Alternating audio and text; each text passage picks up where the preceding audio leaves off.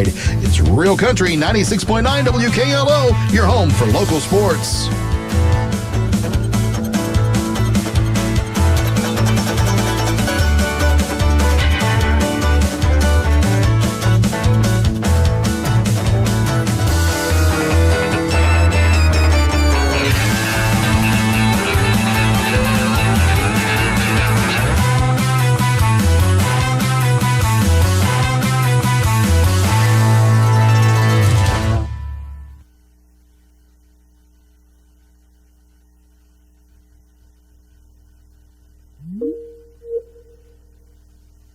The Mid-Southern Conference features competitive matchups almost every week.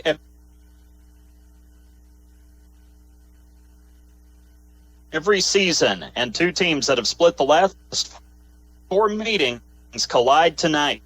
Good evening, and thank you for joining our high school football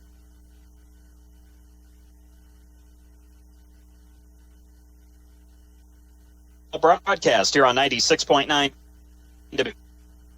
WKLO,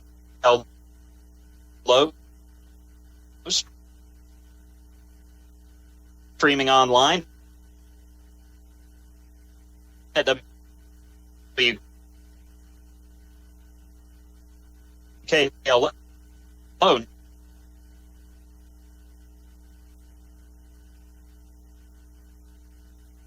969.com.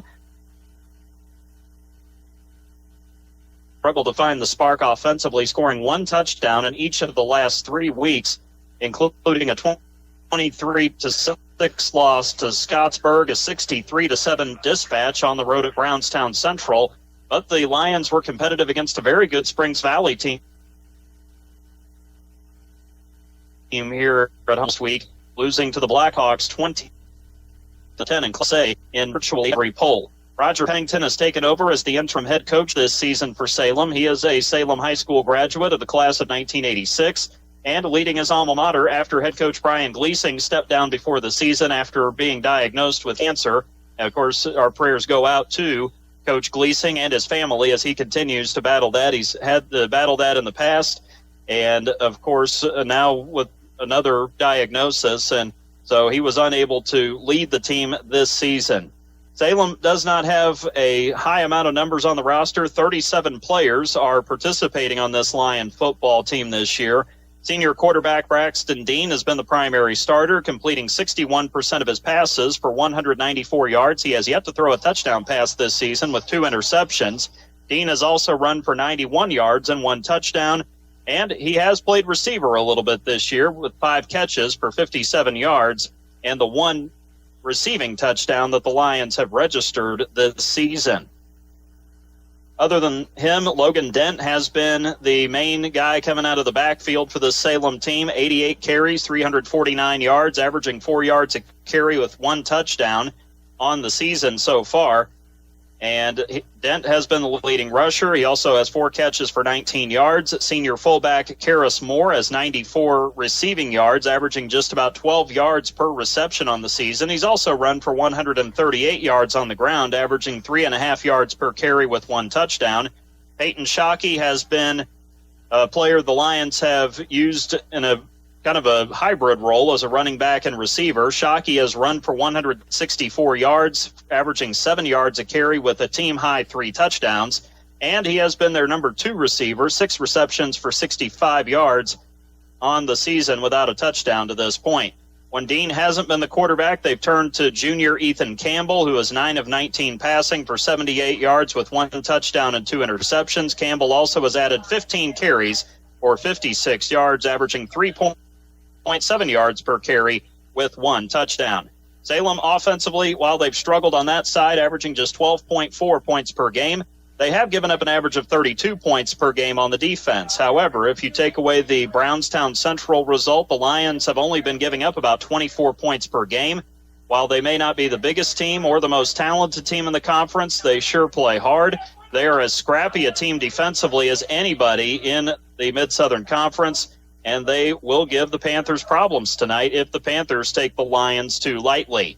The Panthers did run away with a 52-8 home win over Clarksville last Friday night. Junior quarterback Bobby Sharp was only 2 of 5 passing for 50 yards, but both completions went for touchdowns. He was able to find Jack Fessel for a 32-yard strike down the seam, and then on a screen pass to Jackson Likes, he was able to get it to Jackson, who took it 18 yards for a touchdown.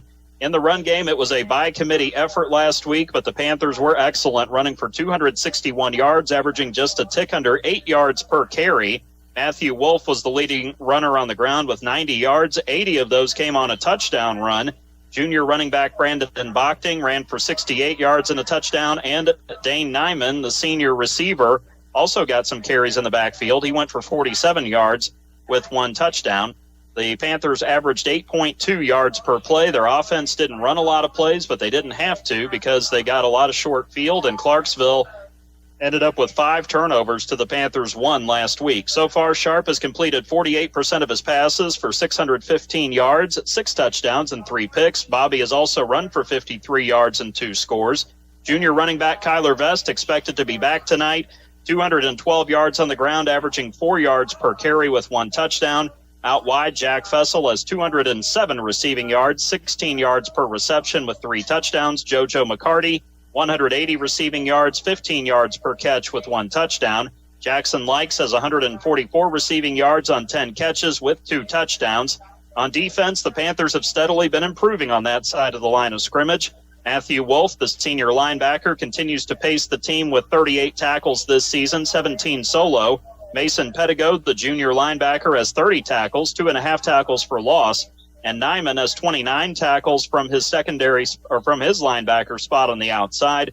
Nyman also has 2 tackles for loss and 3 fumble recoveries. The Panthers have been getting better week by week. They will look to put that improvement to the test tonight here on the road against a tough bunch in the Lions on homecoming night. I had the chance to talk to both head coaches before tonight's conference showdown. I talked with Salem head coach Roger Pennington about leading his alma mater, where the Lions have improved, and his thoughts on the Panthers.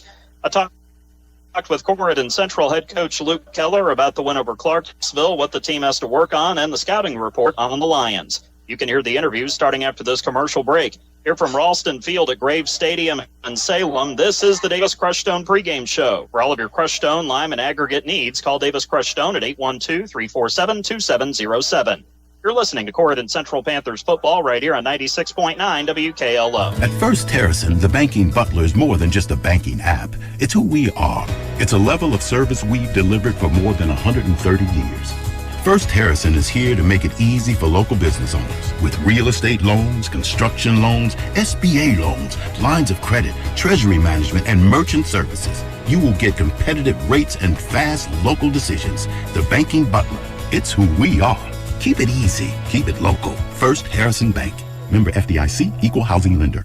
Hello, I'm Dr. Travis Hare, Chancellor at Ivy Tech Community College in Sellersburg. Over 40% of today's workforce is learning new skills or advancing their careers to keep up with a changing job market. At Ivy Tech, we offer flexible 8-week sessions and over 70 programs tailored to Indiana's growing industries, helping you stay ahead. With 55% of students receiving financial aid, Ivy Tech makes education affordable and accessible. Don't wait. Visit ivytech.edu/Sellersburg and let's start crafting your perfect plan. Remember, you belong here. We continue along with our Davis Crush Stone pregame show here on 96.9 WKLO. The Salem Lions getting ready to host the Corydon Central Panthers in Week 6 of the high school football season. And joining us now is Salem head coach Roger Pennington as the Lions get ready for a homecoming matchup in conference play. We'll get to that here in just a few moments. But Coach Pennington, for our audience who may not be familiar with you or your background, what is your background in coaching? Well, I'm a graduate of Salem High School in 1986, and I've been involved in coaching various sports at Salem in the middle school and the high school since the early 90s. I'm currently the head varsity baseball coach as well as the head varsity football coach, so I'm doing double duty for the Lions now. But I've coached basketball and baseball, for the last 35 years, different levels and different grades. So just really a good opportunity to be able to take over this football team this year and see if we can make some improvements and win some games. And, Coach, I know it wasn't an ideal circumstance to step into the program with Coach Gleasing resigning, but obviously it seems like he left you with a pretty good foundation for the program after the way the last couple of years have gone. Yeah, we've got 8 seniors back. We've got several starters back on both sides of the football. Our numbers are really low for Salem football. We have about 37 kids out now, and that's a little bit low. So we're really focused on trying to just stabilize the program and get our numbers back up where they should be. And our seniors have given us a lot of leadership this year, so I'm really happy with the seniors we have, and I'm really happy with the team and where we're at. Well, Coach, as you look at your team this season, you mentioned the leaders on this team. Who do you look to for leadership for the Lions? Well, Braxton Dean is our starting quarterback. He's a senior. He is a returning all-conference receiver that we transitioned over to quarterback this year, and he's done that very well for us. And he's also a starter on defense, so he has a lot of responsibility for our football team. And then Aiden Taylor, he's an offensive tackle. He's a senior as well, and he's given our young offensive linemen a lot of leadership up front because we really focus on being able to control the line of scrimmage on both sides of the football, and Aiden gives us a real good, solid leader there on both sides of the ball. Coach, as you mentioned, you do have some youth on this team. Anybody among the younger guys that's really stood out with how much they've helped your team so far this year? Well, Peyton Shockey is one of our biggest playmakers. He is a junior, but he is a returning starter. He's one of our younger guys that's really stepped up his play this year. We're really excited about where Peyton's at. He's one of our offensive threats. He's intercepted 3 footballs on the defensive side, and he's just one of our best playmakers, and we really lean on him a lot. You mentioned up front, Coach, offensive and defensive lines. How has that looked for you all so far through the first 5 weeks? Well, it's been really good from the aspect that we haven't had any major injuries. We are relatively healthy going into week 6, which in the many years that I've been a football coach, that's an unusual situation to be in. We've always had, injuries. You know how football is.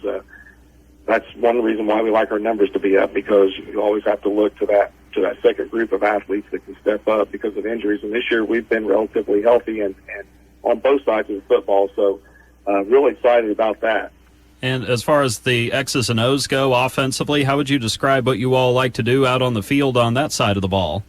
Well, we're definitely a running football team. We want to be able to establish the run. That's kind of the identity that we have this year. We're kind of a blue collar, hard hat, lunch bucket kind of football team. We want to be able to run the football. We want to be able to, control the line of scrimmage on both sides of the football. We're continuing with the same offensive scheme that we have under Coach Gleason, and of course we've added a few modifications and a few tweaks to it. But we want to establish the run. That's kind of who we are. And then on the defensive side, how do you describe the way you all line up on that side of the ball? Well, we're in our standard 43 defense that we ran last year, and we like, once again, we want to be able to control the line of scrimmage. We like to be active on defense. We like to stunt and blitz a lot, and our secondary is probably the strength of our defense. We have 3 senior starters back there, and with Peyton Shockey back there, so we really lean on our secondary a lot. They give us a lot of good looks and pass coverage, and they come up and support the run really well as well. And then in the third phase, Coach, obviously sometimes special teams plays a bigger factor than some people realize. So how would you say that your team has looked in the third phase of the game so far? Special teams have been pretty solid. We've had a change of punter in the last couple of weeks. We've made some adjustments on that special team. We have a senior kicker this year who was a soccer player who had never played football before, and he's come out and he's really helped us with our kicking game, not only on kickoffs but also in RPAT and field goal. And obviously, Coach, you know this, being a Salem grad, the Mid-Southern Conference is a tough conference year in and year out. It certainly has played like that so far. How would you say your team has competed so far against the schedule that you faced to this point? Yeah, it's one of the toughest conferences in the state as far as, 2 and 3A schools. We even have a 4A school in there in Silver Creek, who we were fortunate enough to beat in week 2. But, we really want to try to compete in the Mid-Southern Conference. We played Brownstown Central a couple weeks ago, and they're obviously the best team in the conference. So it's really tough to gauge where you're at when you face those guys. But we've been competitive in all the other games that we played in the conference. We played North Harrison in week 1. We were in that ball game until the fourth quarter. Scottsburg as well was the game that we were in. So we really like where we're at. We're looking forward to playing Corydon. They have an excellent football team down there, much improved from last year. So we know that's going to be a challenge. We're just happy to have them here at home this week, and hopefully we can come away with a victory. Well, and as far as the matchup with the Panthers, Coach Pennington, what stands out to you about this Corydon team coming into Week 6? Well, they're kind of a multifaceted offense. They kind of started the year as kind of a spread offense. They like to throw it around, and they kind of changed here a couple weeks ago, and they went to an I formation and really tried to run the football and really had a lot of success from what we've seen on film. So we know we have to be able to stop the run.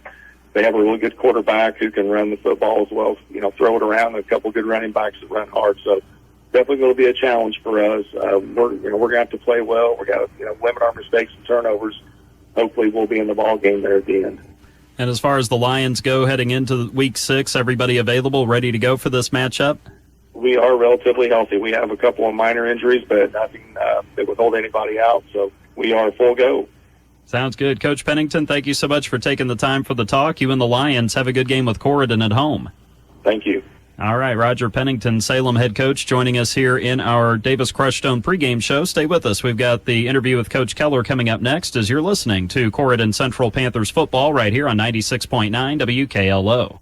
Are you looking for top quality crushed stone in Harrison County? Look no further than Davis Crushed Stone in DePaul. At Davis Crushed Stone, they have been serving Southern Indiana for years, providing the highest quality crushed stone for all your construction needs. Their locally sourced stone is perfect for driveways, roads, landscaping, and much more. Plus, the friendly staff can assist you with your order, ensuring you get exactly what you need. They'll even deliver it right to your doorstep, making your project hassle-free. Choose Davis Crushed Stone for your next project. Give them a call at 812-347-2707. Giving parental permission for children to drink might feel like a chance for safe supervision, but the reality is you're increasing the risk of future alcohol abuse and negative consequences. In addition to the potential for misuse down the road, we also know that alcohol use by teenagers has a damaging effect on brain development. If you really want the best for your child, ask yourself, what message are you sending? Paid for by Our Place Drug and Alcohol Education Services. We continue along with our Davis Crushstone pregame show here on 96.9 WKLO. It is Week 6 already of the high school football season. The Corydon Central Panthers getting set to take on the Salem Lions on the road, and we will get to that matchup here in just a matter of moments. Joining us now is head coach Luke Keller of the Panthers. And, Coach, of course, last week against Clarksville, a quality all-around performance from the team against the Generals, and your offense hadn't even taken the field for the first two possessions, and you already got on the board thanks to a pick-6 after a pretty solid start for Clarksville. Yeah, they were driving down the field, and then, the defense kind of stepped up, both their back a little bit, and said, hey, we're not going to let this happen. Ran a screen pass, and, it was something that we were concerned with going into the week. With how well Scottsburg ran screens against us, and we figured that Clarksville saw that on film. Coach Hawkins, good coach, and they ran a screen, and Matt Wolf took the running back, and so the quarterback lofted it up a little bit higher than he meant to, and AJ was right there and just took it to the house after that. So that was kind of a team play there, understanding the situation and everything like that, and understanding, hey, this is what beat us in the past, so let's kind of fix it. So the kids did a good job of responding to the coaching that we gave them last week in order to be able to do that. Well, then the very next drive, Jack is able to get an interception, brings it back into Clarksville territory, and then you guys pound it on the ground. 3 plays later, get a touchdown, and it just seemed like that kind of set the tone for the rest of the night, especially after the pick-6 from AJ. Yeah, so we were concerned about screen passes and deep balls, and so Jack had great coverage, and quarterback again kind of overthrew it. Jack was in perfect position, intercepted the ball, and then brought it back, like you said, and then the offensive line kind of just exerted their force on the Clarksville defense for a little bit, and then our running backs did a great job. I think all 3 of them had a touchdown, so they did a great job of seeing the hole, staying in it, and us rotating, not having Kyler last week, so rotating the backs. It was just a really good all-around performance by the offense. Well, and one of those touchdowns, of course, Matt got the handoff, and he was able to run 80 yards for a touchdown, had Jack to help him just in case somebody did catch up to him there. So you had a few explosive plays to go along with those pound and ground runs. Yeah, I pointed Jack's block out in film. I mean, I don't think that guy was going to make the play on Matt, but Jack was running right alongside Matt and said, hey, we're going to get you a score. So he threw the block and let Matt get in. But, yeah, having the explosive plays was kind of nice. We caught Clarksville off guard a little bit, when we were switched in from our I formation to our spread stuff. They're kind of out of position, which I think led to either, I can't remember if it was Jackson Leichter or Jack Fessel's touchdown. One of them, they were just totally lost on what they were doing and ended up being wide open for a touchdown. So, being able to adapt our offense a little bit more instead of just staying all spread or staying all eye, we're able to keep teams off balance. So that's kind of one of the things that we're working on as the season progresses and as we get to the postseason. Well, and Coach, it was also not just the defense and the offense getting points. Dane Nyman is able to make a 34-yard field goal, so you're able to get points in all three phases last week. Yeah, again, that's something that we're going to keep working on. Dane, start the year, we weren't really sure. And then Dane just each week in practice is just keeps showing us, hey, I can kick. And so obviously we've given him a couple opportunities, 2 for 2. So, we're going to keep giving them those opportunities. And those aren't easy field goals either. I mean, we were on the hash both times to hit those field goals. So they're on the hash at 34-yarders or so. So, I mean, they're not exactly the easiest thing to hit. And Dane's done a good job of responding and being able to knock those through. Well, and Coach, you had a 44-0 lead at halftime, so we knew the running clock was coming. Clarksville able to get it on an onside. They end up scoring a touchdown on that drive. But then you got the younger guys out there for a series, and they went on a long journey down the field and able to score a touchdown on 4th and goal from the 6 as well. Yeah, we were really, really pleased with how the JV offense looked. JV defense probably has a little bit of work to do. Obviously, they were still playing against Clarksville's varsity guys. But defensively, they probably still have a little work to do. But offensively, the line did a great job of blocking, creating holes for Caden Coons. Obviously, we didn't want to throw the ball too much. Threw the ball at the very end. Beckett likes to Cason Houchins. It's 4th and 6.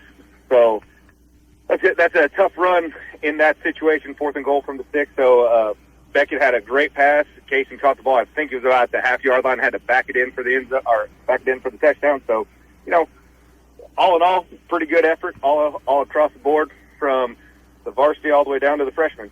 Well, and Coach, the good thing is, of course, you get the win at home as well. And after the loss to Scottsburg, and how tough that loss was, it was good to see the team bounce back and execute in all three phases. Yeah, that's always a good thing. After coming off 4 grueling weeks, coming in and getting your mind focused on a team that, Clarksville's got explosive players. So we stayed focused. They did what they needed to do in order to keep the shutout in the first half. So varsity did an excellent job. JV did a good job preparing them, and we know coming into this week it's going to be, a lot more physical, a lot more challenging mentally on our boys. Yeah, and obviously back on the road this week in conference play, Salem, and it'll be their homecoming night, so they'll certainly be charged up. And as you look at the matchup with the Lions coming into this week, what stands out to you about Salem? I mean, it's a funny thing because 2 years ago we went up there and it was like a shootout, and then last year we were here. I know we were in like that hurricane rainstorm, but it was a 10-7 game. So, I mean, you just never really know. I know that it'll be a close game. That's what I know about that game. They're going to play hard. They're well coached. They run a lot of different formations offensively, which allows them to kind of catch people off guard. So they're very, very good at doing those types of things. And defensively, they fly the football. They're not big like North. They're not big like Scottsburg, but they're fast and they like to get to the football. That's one thing I've noticed too, Coach, and reading about them this week. They definitely may not be the biggest team, but they sure are a scrappy team, though. Oh yeah, they play extremely hard. They'll get 6 and 7 guys to the football on defense, and then they'll go to the whistle, maybe even after the whistle on offense. So they're going to play hard. And as far as the Panthers go, we talked about a little before, still trying to work through illness and things, but as far as the team goes, everybody ready to go for Week 6? We had an injury at the end of the first half last week. Brandon Boxing got hurt, shoulder injury, so he will be out for the week. And other than that, we should be good to go. All right, sounds good. Coach Keller, as always, thank you so much for taking the time. You and the Panthers have a good game on the road at Salem against the Lions. Thank you very much. All right, Luke Keller, Corydon Central head coach, joining us here in our Davis Crushstone pregame show. Stay with us. We've got the starting lineups coming up next. You're listening to Corydon Central Panthers football right here on 96.9 WKLO. Looking for great food at a great price? Come to Rita's Taco Shop on Edsel Lane in Corydon. From loaded tacos and burritos to bowls and street favorites, Rita's has the flavor you crave and the value you love. Dine in or carry out. They're fast, fresh, and always delicious. Don't forget to pair your meal with the refreshing drinks and signature margaritas. With so many options, there's something for everyone. And gift cards make it easy to share the flavor. At Rita's, they're proud to support our local athletes on the court, the field, and in our community. Rita's Taco Shop in Corydon, where community and flavor come together. And Harrison County Hospital's orthopedic surgeons of Harrison County. They know pain and limited mobility can take a toll on your life. That's why the expert team is there, providing comprehensive, full-time orthopedic care right in our community. Led by Dr. John Connor, a board-certified orthopedic surgeon, along with physician assistant Christina Gunter and nurse practitioner Jeannie Doan. They deliver personalized care to help you move freely again. Don't let pain hold you back. Call Harrison County Hospital today and take the first step toward recovery. 812-734-3800 or online hchin.org. We begin to wrap up our Davis Crushstone pregame show for the evening. Let's get to at least some of the starters for tonight's matchup. First, for the Salem Lions on offense, they'll kind of use a two-back system with their offense. On the line at left tackle, it'll be Mason Abbott, 5'9", 230, and a junior. The left guard, Cage Calloway, 5'10", 190 pounds, and a senior. The center will be Dominic Knopp at 5'10", 225, and a senior. The right guard, C.J. Ward, 5'10", 175, and a junior. And the right tackle, Aiden Taylor, 6'3", 280, and a senior. The starting tight end will be Drake Cottrell. He is 5'8", 200, and a junior. The starting receiver tonight will be Waylon Foster, 5'9", 140, and a senior. And flexing between the backfield and out wide will be Peyton Shockey, 5'8", 135, and a junior. The other running back will be Logan Dent, 6 foot, 205, and a junior. The fullback, Karis Moore, 6 foot, 180, and a senior. And the starting quarterback, Braxton Dean, 6'3", 200 pounds, and a senior. For the Corydon Central Panthers in their 3-4 defense, the defensive ends, Carson Crail and Zaven Calise. Crail, 6 foot, 240, and a junior. Calise, 6'1", 270, and a junior. The nose tackle, Andrew Jennings, is a senior at 6'2", 240 pounds. The outside linebackers, Dane Nyman at 5'10", 160, and a senior. 6'1", 175, and a junior. Caleb Walden, the other outside backer. The inside linebackers, Mason Pedigo, 5'11", 185, and a junior. And Matthew Wolf at 6'1", 200, and a senior. The cornerbacks, Cole Simpson, 6 foot, 155, and a junior. Jackson Likes, 6'1", 160, and a senior. The strong safety tonight will be A.J. Lathan at 5'10", 150, and a senior. The free safety, Kyler Vest, is 5'10", 175, and a junior. For the Panthers on offense, at left tackle, Andrew Jennings. The right guard, or left guard, that is, Carson Crail. The center, Tristan White, 5'11", 250, and a junior. Max Waite at right guard, 6 foot, 205, and a junior. The right tackle, Dante Chavez, at 6'2", 265, and a junior. The starting tight end, JoJo McCarty, 6'1", 185, and a junior. The starting receivers are Jack Fessel and Jackson Likes. Fessel, 6'3", 180, and a senior. The starting running back is Kyler Vest. And the starting fullback, Jeremy Coverdale, 5'10", 215, and a sophomore. The starting quarterback will be Bobby Sharp at 5'11", 185, and a junior. For Salem and their 4-3 defense, their defensive ends will be Caden Romero Hembry, 6'7", 225, and a junior. And Bryden Stafford at 6'3", 210, and a junior. Defensive tackles will be C.J. Ward and Drake Cottrell. Outside linebackers, Braxton Dean and D.J. Ward. D.J. Ward is 6'1", 170, and a junior. Karis Moore will be the middle linebacker. The cornerbacks, Peyton Shockey and Lenny Gwynn. Gwynn is 5'8", 140, and a senior. The strong safety, Ethan Campbell, 6 foot, 170, and a junior. And the free safety will be Waylon Foster. The specialists tonight for the Panthers, handling the field goals and point afters, will be Dane Nyman. Dallin Heyman will be the kickoff specialist, 5'9", 175, and a junior. The holder on PATs and field goals, Cole Simpson. The long snapper is Jeremy Coverdale. And then for Salem, their kicker will be Blake Applegate, 6'3", 200 pounds, and a senior. The holder will be Waylon Foster. The long snapper, Peyton Shockey. The punter will be Logan Dent. On kick return for the Lions, Peyton Shockey and Braxton Dean. Shockey is also the punt returner. And then for the Panthers on kick return, JoJo McCarty, Jackson Likes, Jack Fessel, and then Fessel and Dane Nyman will be on punt return. We're ready to get started, but first we'll pause for a station identification as you're listening to Corydon Central Football. Real country, pure country. 96.9 96.9 WKLO, Hardinsburg, Corydon, Paoli. Panthers tonight are in the road white uniforms. They've got the black letters and numbers. Panthers, medium block letters italicized over the number on the front of the jersey. They've got the gold trim around the letters and numbers, black stripe on either shoulder, the old gold pants with the Panther head logo on the right side of the pants, and then the black stripe down the sides with Panthers and old gold going from bottom to top there on the sides, and then the old gold helmets with the white stripe down the middle, flanked by two black stripes and the black outline of the Panther head on both sides. Salem in the home gray uniforms with the gray pants. I've got the yellow letters and numbers. Salem across the front of the uniform, tall, medium block letters across the front of the uniform above the number. The white over yellow stripe on the shoulders, and then the gold stripe down the side of the pants with the white stripes flanking on both sides. The black helmet with the yellow outline of the Salem Lion on both sides as well. No stripe on the helmet. The kick, as Heyman drops it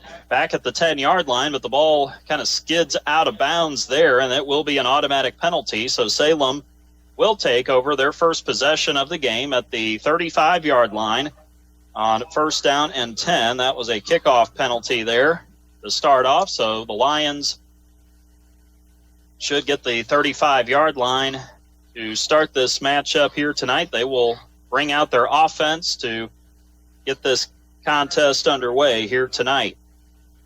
65 yards away from the end zone. Salem will be going from north to south or from left to right here in this first quarter. Corydon will be going right to left or from south to north here in the opening quarter. Got the Lion logo at midfield, Jim Ralston Field here at Paul Graves Stadium, and under center will go Braxton Dean. Here's the snap, a little pitch play to the near side. It's Logan Dent. He gets stacked up at the 37-yard line as Mason Pedigo and Matthew Wolf are able to get the tackle. It's a 2-yard run for Dent, and that will bring up a quick 2nd down and 8 coming up here for Salem. Good pursuit, and by the way, good view of the field. We can see everybody clearly here. New press box here at Salem. They've upgraded the facility. Of course, they got the new turf field last season as well. Salem will line up in the single back package. Here's the snap to Dean. He'll give it to the fullback, Karis Moore, and he'll lean forward for a first down. It gets across the 45. Matthew Wolf is able to get the tackle down to the 46. It'll be a 9-yard run for Karis Moore, and the Lions strike with a first down run on the second play from scrimmage. It's 45 seconds into this one, and the Lions already showing some movement. Not anything complicated that they run on offense. Ethan Campbell will be split out wide to the left or to the far side as the receiver. Dent lined up outside of Caden Romero-Hembry, the tight end on the near side. He'll go in motion. Here's the snap. Little pitch this time goes to Peyton Shockey. He tries to find some room, gets stacked up right around midfield, leans forward, but he will be granted the spot there as Wolf and Pedigo get there again. This will be a 4-yard run for Peyton Shockey, and it'll be 2nd down and 6 coming up here for Salem. Salem's getting some really good blocking out there, pulling those guys around the corner. Remember last week, the Panthers kind of struggled on that first drive against Clarksville, and then an interception changed everything. Yeah. But the Lions, I think, are going to stick to the ground game for right now. One receiver split out to either side. Here's the snap. Dean fakes like he's going to throw, hands it off to Dent, and he gets across the 45. Nyman wrestles him down around the 42. That should be more than enough for a first down. It's an 8-yard carry for Shockey. They're using multiple runners, too, and that's hard to keep up with right now for Corydon. They've shown some different formations. Coach Keller actually was walking around down on the track pregame, and I ran into him. He said they run about 10 or 12 plays out of 15 different formations. So we'll see a lot of different looks from the Lions. Big mix. Under center again goes Dean. He'll take the snap. He'll turn. He'll hand it off. Karis Moore. He's not going anywhere this time. He might have lost a little bit of yardage there. Great pursuit. Khalees, Pedigo, and Jack Fessel funneling in that time to get the stop. It'll be a loss of a yard on the play for Karis Moore, and that'll bring up a 2nd down and 11 coming up here for Salem at the Corydon 43-yard line. Defensive line won their matchup that time, and, you even got Jack Fessel in on the tackle there, so great job by the Panthers playing team defense there. Under center is Dean. One receiver split to either side of the formation. Panthers kind of jump a little bit, and it looks like the encroachment penalty is coming. Unfortunately, two guys moved up front, and both about the same time. I think they might have been trying to influence Salem's line, but they stayed stoic, and that paid off for Salem that time. It'll be a 5-yard penalty, and that will make it now, instead of 2nd and 11, 2nd and 6 at the Panther 38. 2 penalties on Corydon so far. 9:07 clock rolling first quarter on the first Harrison Banking Butler scoreboard. Ethan Campbell out wide to the left as the receiver, split out to the far side. The tight end Cottrell to the near side on the line. Here's the snap, the little pitch to Shockey, finds a hole, runs across the 30, still going, running hard to the 25, and he'll get to the 24. Dane Nyman had to get there to make the stop. Calise was also in on the tackle, but it's a 14-yard run for Shockey. And it will be yet another first down for the Lion offense as they just continue to trudge their way down the field here. That was a really nice run. He hit every pocket that was open and just kept going. He breaks one more tackle. He's got a shot at getting to the end zone on that run. They'll go with a 2-back look here. That'll be Dean keeping it right up the middle. He gets tackled from behind as he runs it straight ahead across the 20, and it looked like it was Caleb Walden who got the tackle there. Caleb Walden with the stop. Ball gets down to the 18-yard line. That'll be a run of 6. 2nd and 4 coming up here for Braxton Dean in the Salem offense. That's the 4th different ball carrier the Lions have utilized so far. 8th play of the drive coming up. 8:09 left here in the opening quarter. Still scoreless on the first Harrison Banking Butler scoreboard. Panthers looking for a stop here. Dean under center yet again. He'll take the snap. He'll pitch it to Dent, who tries to run it to his left. He does run into a wall there. Ball comes out, and I think the Panthers got it. Logan Dent with the fumble there, his 2nd of the season that he has lost, and it will be a turnover to Corydon Central. No yardage on the play there for Dent. And then the ball popped out there at the very last second. And so it will be Corydon football at the 19-yard line in their own territory with 7:51 to go here in the opening quarter. Just like last week, it looked like Salem was going to put something good together, and then Corydon able to stifle it. They shut it down, man. It was surprising because Salem's been playing really well so far. That was the 8th play of the drive. Salem ends up going a total of 46 yards on this drive in 8 plays. And took 4 minutes and 9 seconds off of the game clock here. And that's not been a common theme with the turnovers either. Here's the handoff to Vest out of the I formation. First play, runs it right up the middle, and he runs into a wall of Lion defenders. Petrell was one of them who was in the vicinity. 4-yard run for Vest, and that will bring up now a 2nd and 6 here for this Corydon offense. Ever since the Panthers switched to more of this power run game, the offense has been a whole lot better than it was in Week 1 against Brownstown and again in Week 2 against Paoli. The I formation coming here, Likes will be the receiver out to the far side or to the right. To the near side is Fessel. One goes in motion. JoJo McCarty, the tight end, shifts to the near side of the line. Here's the snap, the handoff, and there's nowhere for Kyler Vest to go this time. He gets stopped in the backfield. C.J. Ward in on the tackle for Salem from his defensive tackle position. Looks like he lost a couple of yards on the play. And that'll bring up 3rd and 8 coming up here for Vest in this Panther offense. Deep in their own territory. Lions able to blow up the play that time. They are a tough bunch defensively. Teams have been able to get some big plays against them, but they play hard. Panthers go to a spread look. 3 receivers near side, 1 to the far. Sharp winds up, ball comes out, and Salem may have gotten it, and they did. Back at the 12-yard line, it is Drake Cottrell who ends up getting on top of it, I believe. They came from everywhere. They flat out made it tough on Bobby. That'll be a loss of 9 on the play, or a loss of 9 on the play for Bobby. And the ball will be spotted back at the 11-yard line in Corydon territory. Salem takes over with 6:26 to go in the first quarter, so both teams have a turnover to start this off tonight. Sharp goes for -9 on that one. Here is Dean under center, takes the snap, hands it off to Karis Moore, runs it up the middle, breaks tackles, he spins his way into the end zone. A flag is down, though, in the middle of the field, so we'll see if this touchdown will stand. We'll see what the flag is here. Yeah, it might be coming back here for Salem. It'll be an illegal shift on the Lions, so that will take away the potential touchdown there. Both teams with a turnover on each of their respective drives. The Panthers go 3 plays for a total of -7 yards. A drive that just took 1 minute and 25 seconds, so we've seen an exchange of turnovers here early. The home team has won each of the last 4 meetings in this series, so the 5-yard penalty puts Salem back at the Corydon 16. 1st and 15 now for Salem. Under center, Dean takes the snap, pitches it to Shockey. Gets the corner, and he's going to walk in. Touchdown, Salem, running to the near side to his right. They got the touchdown negated because of a penalty on the last play. This time it will stand. Peyton Shockey, but there's another flag, apparently. So, yeah, we may have to hold off on the celebration of firework. Now 2 have been shot off, but this... We'll see what I don't know. There still looked like there was a flag on the field there, but apparently not.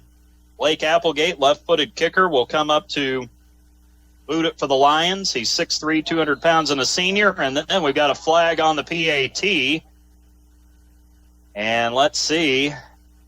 One of the Corydon players just bowled over one of the Salem linemen, and this is going to go on the Panthers as a penalty here, so that'll be half the distance to the goal. And the Lions are going to go for 2 as a result. The 11-yard touchdown run, or 16-yard touchdown run, rather, because of the penalty for Peyton Shockey on a drive that goes 1 play and 11 yards officially because it started at the 11. So Salem's going to go for 2. Ethan Campbell, the backup quarterback, lines up in the backfield next to Karis Moore. And then behind Moore in the eye is Dent. Here's the snap. Dean trying to keep it. He'll get around the corner, and he'll get in for the 2-point conversion, tackled as he crossed the goal line. Matthew Wolf was able to make the tackle, but the 2-point conversion will stand, and that will put Salem on the board first. A 14-second drive, 1 play and 11 yards. And Salem on the board, 8-0 with the 2-point conversion over Corydon Central. You're listening to Corydon Central Panthers football right here on 96.9 WKLO. You've been thinking about it, that bathroom upgrade you've always wanted. Well, what are you waiting for? At Indiana Home Pro and Lawyers Payton Home, they offer cost-effective acrylic baths and showers, less invasive to install, easy to clean, and built to last. Need an ADA remodel or aging-in-place design? Jason and Carla are your local experts right here in historic downtown Corydon. Stop by their South Capitol Avenue location today or give them a call. Indiana Home Pro and Lawyers Payton Home, your local source for every project. Mom and Dad. Well, the Panthers find themselves behind early here on the first Harrison Banking Butler scoreboard. Salem with the 16-yard touchdown run for Peyton Shockey. Braxton Dean able to add the quarterback run to the right for the 2-point conversion. And Salem up 8-0 on the first Harrison Banking Butler scoreboard to start this Mid-Southern Conference matchup. Kick return here goes shallow, and the Panthers able to return it. Caden Houchins Kaysen Houchins, I should say, with the return. 5'6", 125, and a sophomore. That also brings up a correction from last week. We thought Peyton Bratcher had the touchdown catch, but it turned out it was Houchins who actually had the touchdown catch. So we want to give Kaysen credit for that. I apologize for the error, but the 80 and the 88 on those black jerseys look pretty similar. So, and those two guys are about the same size too. So we would have had it right either way, but just wanted to give Kaysen credit for that. Spread offense here for the Panthers. They go to that look. Sharp throwing down the far sideline, and there goes Jack Fessel up to get it. He catches at the 26. He gets hit, and he gets forward, stumbling to the 23. A big shot on the first play from scrimmage. The Panthers starting at their own 33-yard line. That goes for 44 yards on that connection from Sharp to Fessel, and it will be a first down deep in Lion territory for Corydon Central. big play that the Panthers needed to get things started here, and who better to go to than Jack Fessel on that play? Panthers will go back to the I formation. Coverdale, the fullback, with Vest behind him. The Lions jumped, and I think that's going to be an encroachment penalty on Salem, which should make it 1st down and 5 here for this Corydon offense. They should be in the Salem red zone now. It will be the encroachment penalty. Second penalty on Salem so far. Had the illegal shift on offense on their last drive, and then you throw in the encroachment. So it'll be 1st and 5 at the 18 of the Lions. Keep in mind the Panthers are going from right to left or from south to north here in this first quarter. 5:26 and counting here in the opening quarter, 8-0 Salem. Here's the snap, hand off to Kyler Vest. He finds a little room running to his right, able to get down to the 15-yard line, and he's stacked up there. A host of Lion defenders get there, including Karis Moore, their middle linebacker, and Ethan Campbell at safety. So it'll be a 3-yard carry for Vest, and that'll make it now a 2nd down and 2 coming up here for this Corydon offense.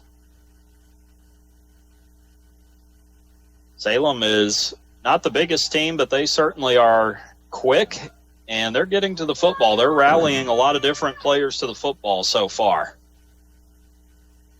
There'll be an I formation, one receiver to either side. Here's the snap, handoff to Wolf. The power back barrels across the 10, down to about the 7 or 8 yard line.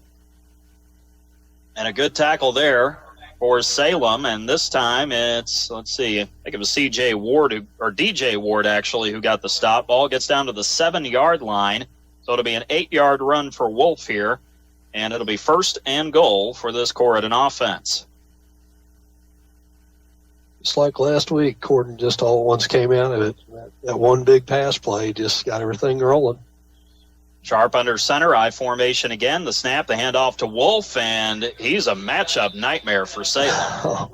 They're having a hard time bringing Matt down. He gets down to the 1-yard line, so it will be a run of 6 on this carry. I'd say why not go back to the battering ram one more time? I think that's what they need to do, too.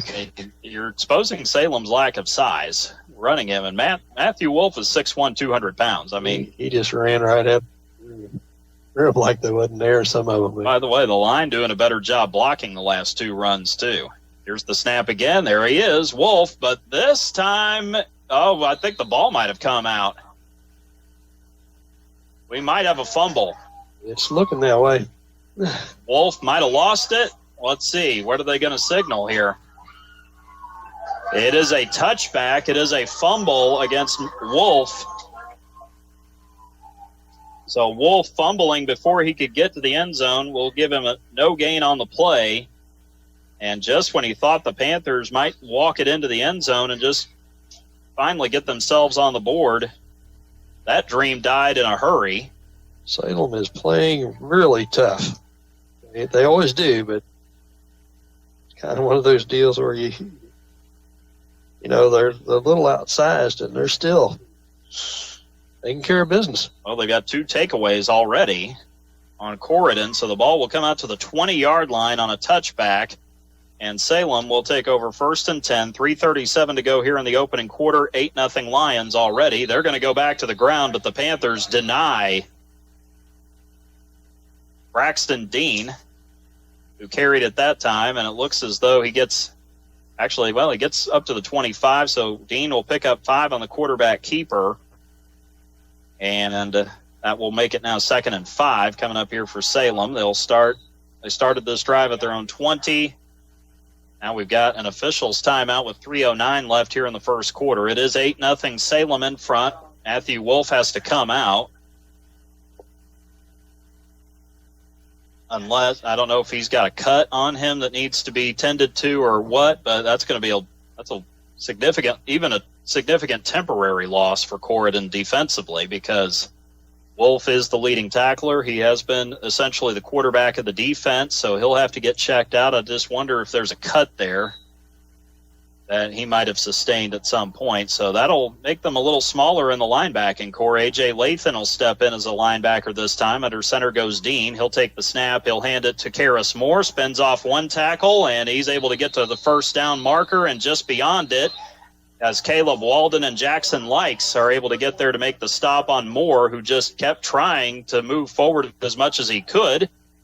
But he got to the 31, so he'll pick up 6 on this carry.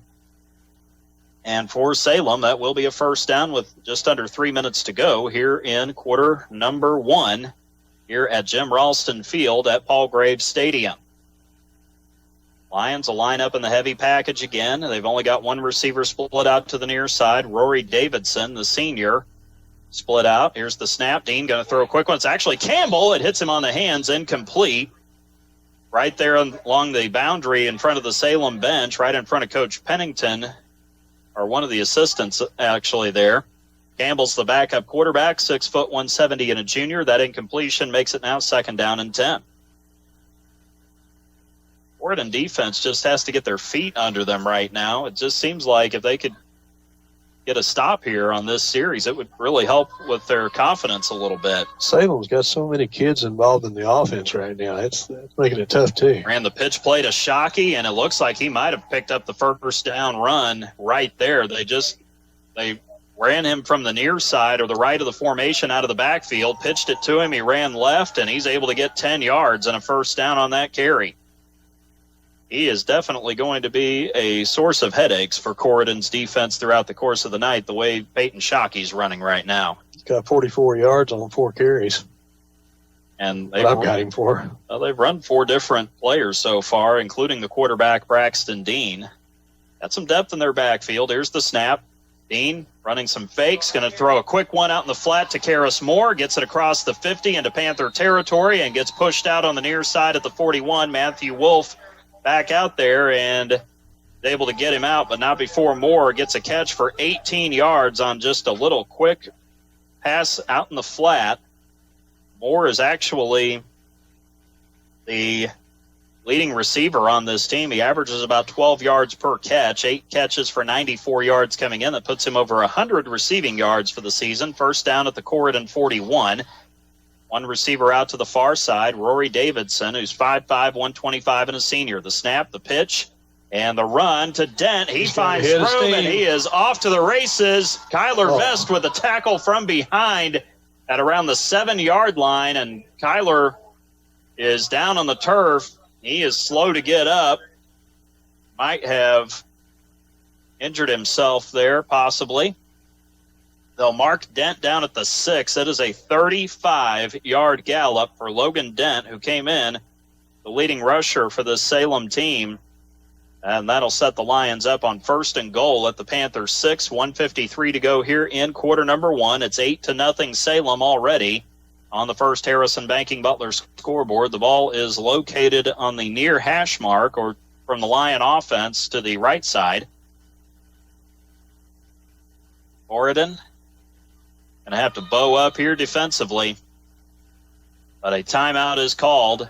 Salem calling the timeout. 1:53 to go here in the first quarter. It is 8-0 Lions leading Corydon Central. You're listening to Corydon Central Panthers football here on 96.9 WKLO. Looking for great food at a great price? Come to Rita's Taco Shop on Edsel Lane in Corydon. From loaded tacos and burritos to bowls and street favorites, Rita's has the flavor you crave and the value you love. Dine in or carry out. They're fast, fresh, and always delicious. Don't forget to pair your meal with the refreshing drinks and signature margaritas. With so many options, there's something for everyone. And gift cards make it easy to share the flavor. At Rita's, they're proud to support our local athletes on the court, the field, and in our community. Rita's Taco Shop in Corydon, where community and flavor come together.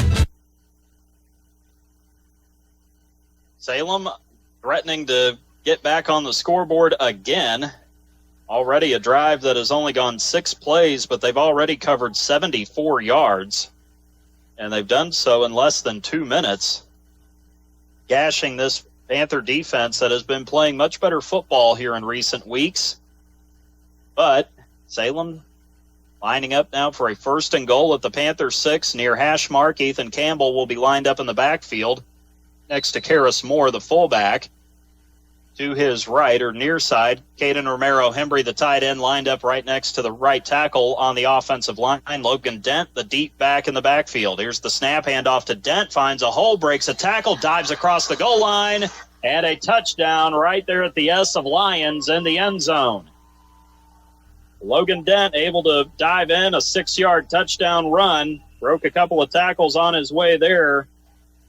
Shockey picked up his 4th touchdown run of the season before. That's the 2nd for Logan Dent. Now Blake Applegate will come on to kick the extra point. His holder is Waylon Foster. The long snapper is Peyton Shockey for the Lions. Here's the snap. The hold is down. The kick is up, and the kick is, I thought it was short, they say. It went over the bar, though. So the PAT will be counted good. 1:48 to go here in the first quarter. Salem all over Corydon Central early, 15-0 on the first Harrison Banking Butler scoreboard. You're listening to Corydon Central Panthers football right here on 96.9 WKLO. Harrison County Hospital's orthopedic surgeons of Harrison County. They know pain and limited mobility can take a toll on your life. That's why the expert team is there, providing comprehensive, full-time orthopedic care right in our community. Led by Dr. John Connor, a board-certified orthopedic surgeon, along with physician assistant Christina Gunter and nurse practitioner Jeannie Doan. They deliver personalized care to help you move freely again. Don't let pain hold you back. Call Harrison County Hospital today and take the first step toward recovery. 812-734-3800 or online hchin.org. Well, Logan Dent caps off an impressive drive for the Salem offense that went 7 plays, 80 yards, and ended up taking, let's see here, 1 minute and 49 seconds off the clock. Logan Dent's 2nd rushing TD of the season. It's the first time Salem has scored multiple touchdowns in a game since week 2 when they beat Silver Creek 27-20. The kickoff goes deep. It's returned from the 3-yard line, and it will be Jack Fessel to run it back. Jack shimmies forward. He's got room, and he's off to the races. He's into Salem territory. Peyton Shockey to beat, but Fessel is gone. Touchdown, Corydon Central. What a run. Do we have any flags on the field? I don't see any. That's a clean touchdown. That's going to be a 97-yard return to the house for Jack Fessel. And just when you thought maybe the Panthers were in a world of hurt, well, it doesn't hurt as much right now with that one. That was spectacular. Great job by the guys blocking, but man, Jack, when he found a hole, he hit it hard, he sprinted right through it, and he outran arguably the fastest Salem player in Peyton Shockey to get there too. It'll be Dane Nyman to kick the PAT. His holder will be, trying to see who it is. It's not Cole Simpson. The snap is there. Jeremy Coverdale's the long snapper. It is JoJo McCarty holding, and the kick is right through the uprights for Nyman. The Panthers answer with a special teams score, 15-7 now. The tally is Salem continues to lead on the first Harrison Banking Butler scoreboard, but the Panthers are on the scoreboard for the first time tonight. You're listening to Corydon Central Panthers football. You're on 96.9 WKLO. You've been dreaming of that perfect outdoor space, a place to relax, entertain, and enjoy the seasons. Isn't it time to make it happen? At Indiana Home Pro and Lawyers Paint and Home, they create stunning decks, patios, covered porches, and pergolas designed to fit your lifestyle and your budget. Jason and Carla bring professional, personalized service to homes across Southern Indiana with results you'll love for years to come. Stop by their location on South Capitol Avenue or give them a call today. Indiana Home Pro and Lawyers Paint and Home, your local source for every project. I'm gonna see our mom and dad. Jack Fessel running down the far side of the field here on the turf at Jim Ralston Field inside Paul Graves Stadium, and the Panthers have now struck on the first Harrison Banking Butler scoreboard, 15-7 now after the Dane Nyman PAT with 1:34 to go here in the opening quarter here at Salem High School. Dallin Heyman will be the kicker, and this one, kind of an awkward side-rolling kick that will be picked up at the 16, and Peyton Shockey will be the returner. He tries to avoid tacklers. He gets across the 25, and there's going to be a flag. Got to be 2 flags. I don't think he got grabbed by the face mask. I think the official might have perceived that, but I'm afraid this penalty is going to go on the Panthers, though. They got into a wrestling match, and then he slammed him to the ground out of bounds over here, and the referee was right there on top of it. I don't think it could be a face mask penalty. It looks like the officials are talking about it. One threw a flag, and then the other official got his flag out of his pocket real fast. So let's see what the penalty is. Ball is marked at the 26-yard line, at least at this point. And not sure what we've got We got a face mask. I did not see any grabbing face mask there. That's going to be declined. But there will be. Well, what's the other signal here? We had something in the middle of the field, and then we had some right here at the sidelines. We've got multiple flags, but the face mask penalty got waved off, so it must have been. I don't know how he called. I didn't see anybody grab Peyton Shockey's face mask. What's this penalty? Wait a minute. This doesn't make any sense. Why is the football spotted on the Corydon side? Are they going to re-kick this? They're going to re-kick it. Okay. Well, that makes sense now. It was getting real misty there for just a minute. It got rough because the referee was right on top of this over here on the sideline, and they were wrestling, and he slammed him and then got up and said something. Flag went out, and then everything went to the field again. I kind of wonder if both teams had a penalty and they were offset and they're just going to make them re-kick. But the official didn't signal anything for Salem, though. That was the odd part of it. Ball's going to roll out of bounds on Alan Heyman again. And that'll start Salem at the 35-yard line again. Well, he's going to have to – he did a better job on the last kickoff. But the problem was that the penalties came on that.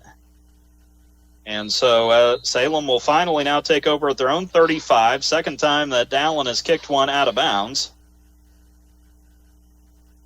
And that's 4 penalties now on Corydon. 2 of them have come on kickoffs. One action. This game has got it tonight. Under center is Dean. One in motion in Dent. The handoff goes to Karis Moore, the fullback. He'll dive forward for a short gain, running to the far side of the field to his left. It'll be a 3-yard carry to the 38. And multiple Panthers in on the tackle. It looks like Mason Pedigo came out of the bottom of the pile. A.J. Lathan might have been in the neighborhood as well. It'll be a 3-yard run for Karis Moore, and that'll make it 2nd and 7 at the far hash mark. We're down to the final minute of the first quarter. 15-7, Lions in front of the Panthers here at Jim Ralston Field at Paul Graves Stadium tonight. Here's the snap. The pitch goes to Dent. Tries to find some room in the middle. Dives across the 40 of the Lions and gets down to the 41, maybe the 42-yard line. It will be a pickup of 4, we'll call it on the play, down to the 42 for Dent. And it will bring up now a 3rd and call it a long 3 coming up here for the Salem offense. They will have to run one more play. The play clock is 6 seconds ahead of the game clock. One receiver, Shockey, split out to the near side or to the right. One receiver out to the far side as well. I can't quite tell who that is, but it'll be Dean to keep it, and he gets hit as soon as he crossed the line of scrimmage. He will be denied the first down. He got nowhere. Man. Just like a brick wall. I think Dante Chavez was the one who made contact. He and Calise were up there, and they just stoned him right there. It'll be a 1-yard pickup for Dean. He's fortunate he got that as the first quarter comes to an end here at Jim Ralston Field inside Paul Graves Stadium.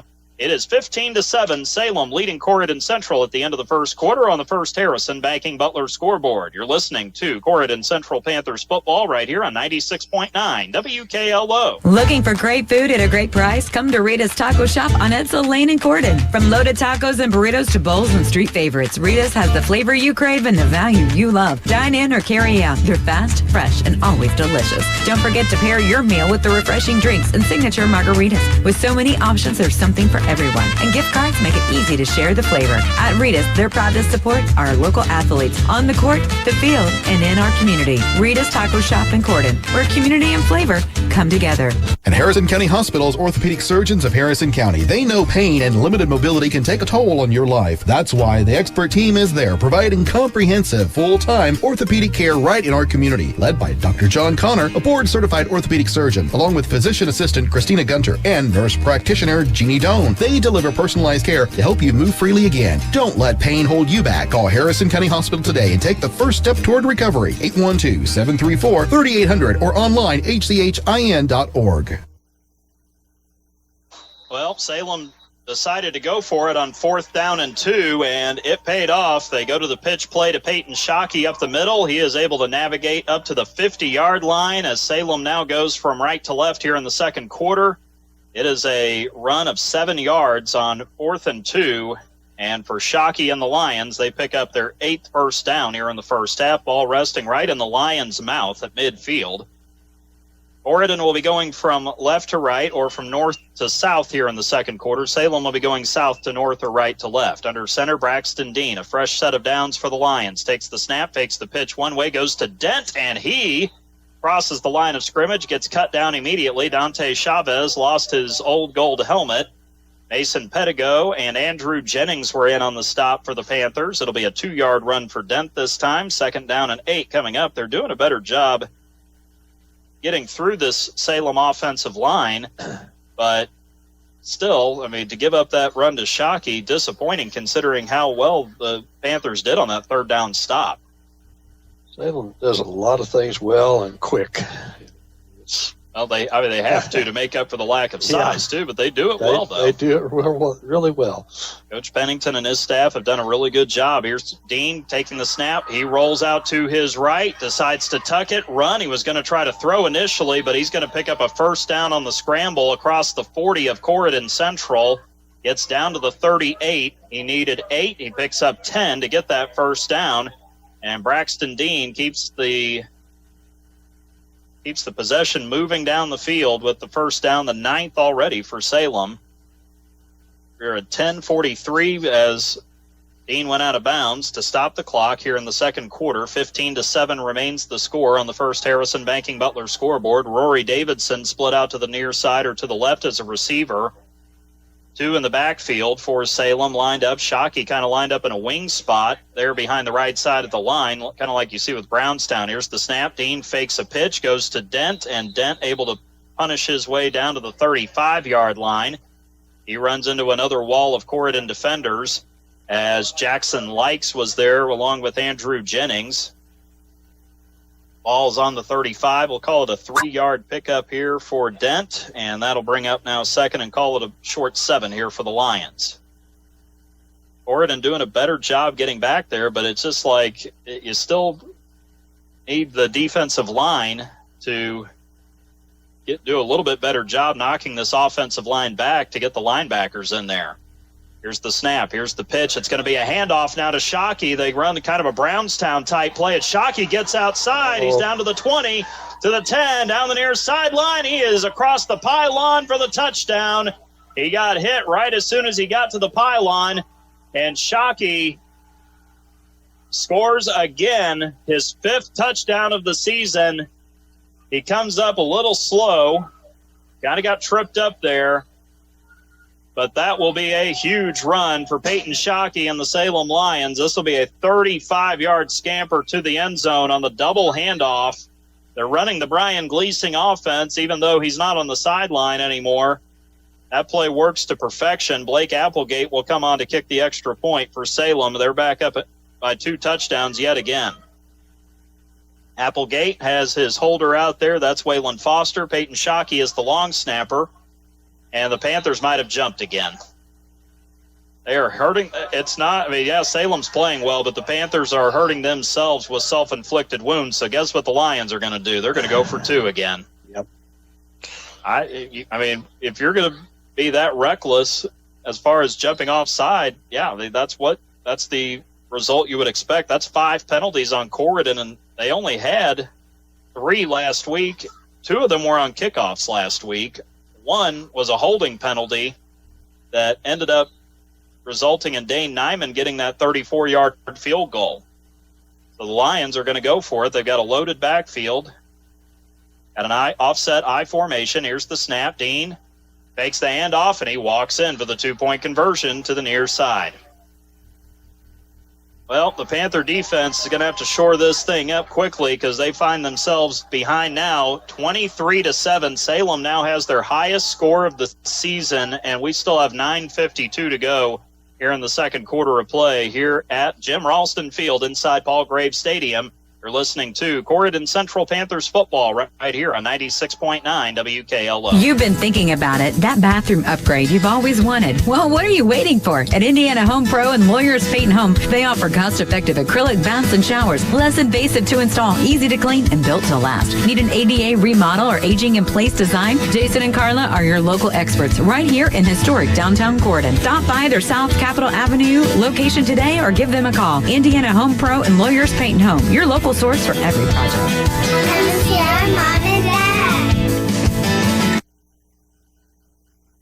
9:52 remaining here in the second quarter. Peyton Shockey takes off for his second touchdown of the night on a handoff or pitch play that became a handoff in the backfield. And the Panthers having to catch this one on a hop at the 20-yard line as the return is coming. Jackson Likes able to reverse field. He's got a little bit of room out here. Gets up to the 40, the 45, gets up to the 50. He'll be taken down right at midfield.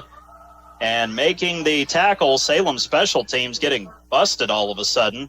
Bert Engler making the tackle, 5'8", 140 pounds and a sophomore. He's able to bring Likes down right at the 50. The ball will be spotted on the near hash mark. And the Panthers offense will take the field, trailing 23-7 with 9:40 to go here in the second quarter on the First Harrison Banking Butler scoreboard.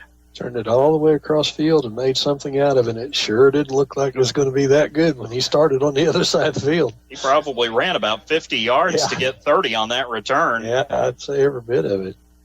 And Salem with the Shockey run for 35 yards. The Blake Applegate PAT.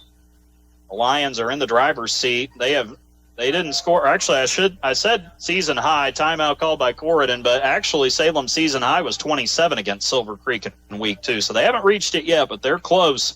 9:40 to go in the second. Salem 23, Corydon Central 7. You're listening to Corydon Central Panthers football right here on 96.9 WKLO. Looking for great food at a great price? Come to Rita's Taco Shop on Edsel Lane in Corydon. From loaded tacos and burritos to bowls and street favorites, Rita's has the flavor you crave and the value you love. Dine in or carry out. They're fast, fresh, and always delicious. Don't forget to pair your meal with the refreshing drinks and signature margaritas. With so many options, there's something for everyone. And gift cards make it easy to share the flavor. At Rita's, they're proud to support our local athletes on the court, the field, and in our community. Rita's Taco Shop in Corydon, where community and flavor come together. 9 minutes, 40 seconds to go here in the second quarter on the First Harrison Banking Butler scoreboard. Salem coming back out of the Corydon timeout, breaking huddle. Panther offense out on the field. They will go to the I formation to start. Bobby Sharp will start out under center. Jackson Likes will be the receiver to the near side or to the right of the formation. Out to the left will be Jack Fessel. And here is the snap to Bobby. Fakes the handoff. He's going to run, and Bobby's got all day to run if he can get that block outside. He's down to the 30, the 25 of Salem, down to the 20, and finally steps out of bounds. They'll say he stepped out a little further back at the 23-yard line, but nevertheless, that's, I think, a career-high run for Bobby. That was pretty amazing. He just came out like he'd handed it off and it just kept going. He kind of paused there for a second to sell the fake, and, well, he sold it because he fooled the entire Salem defense. We have not seen the Panthers run that play this season. Oh, that was really, really neat. Comes right down to it. Well executed all the way around. Ball spotted at the 23 on the far hash mark, left side of the field. I formation for Bobby this time as he goes under center. Takes the snap, hands it off to Kyler Vest. Kyler cuts it into the middle. He's got room to run, and then finally gets stacked up just shy of the 15-yard line, right around the 17. A whole lot of Lions there, including Braxton Dean, along with Drake Cuttrell among the tacklers there. So a good run, 6 yards for Vest. He's able to navigate some room up the middle, and he makes it 2nd down and 4 for the Corydon offense. Now, Bobby ran for 27 on that play before. So 33 yards on 2 plays already, 8:53 to go here in the second. Here's the snap, handoff to Vest. This time tackled from behind. DJ Ward is able to get the stop this time. They collide with JoJo McCarty from behind. JoJo's a little slow to get up. It looks like Kyler is only able to pick up a yard this time. So 3rd and 3 coming up here for Vest and this Panther offense. They need a touchdown here. 8:28 and counting here in the second. Everything has been going right for Salem offensively outside of the one fumble on the very first drive. Got to give Salem credit. They've played well so far. Been fired up, ready to play on homecoming night, and it looks like a couple of guys jumped. I'm afraid the Panthers jumped first, though, and that's exactly what they call the false start. I think McCarty jumped there on the near side of the line. That's 6 penalties now on the Panthers, 4 of which have come outside of kickoffs so far. So now, instead of 3rd and 3, it'll be 3rd and 8 at the Salem 21-yard line. Panthers have to at least get to the Salem 13. Penalties are really, really hurting them badly. And again, last week it was not a problem against Clarksville at all, but it's rearing its ugly head again tonight after it seemed like the Panthers kind of nipped it. Under 8 minutes to go here in the second. Here's the snap to Sharp. Drops back, throws quick out far side. Tried to get it to Jack Fessel. I think Jack might have caught that. He did. And it's right at the marker. Going to be really close, but I think he's got the first down. He needed 8 yards. That's exactly what he got. So the pitch and catch to Fessel for 8 yards. Lenny Gwynn out there in coverage. The 5'8", 140-pound senior, and that was a massive conversion for the Corydon offense.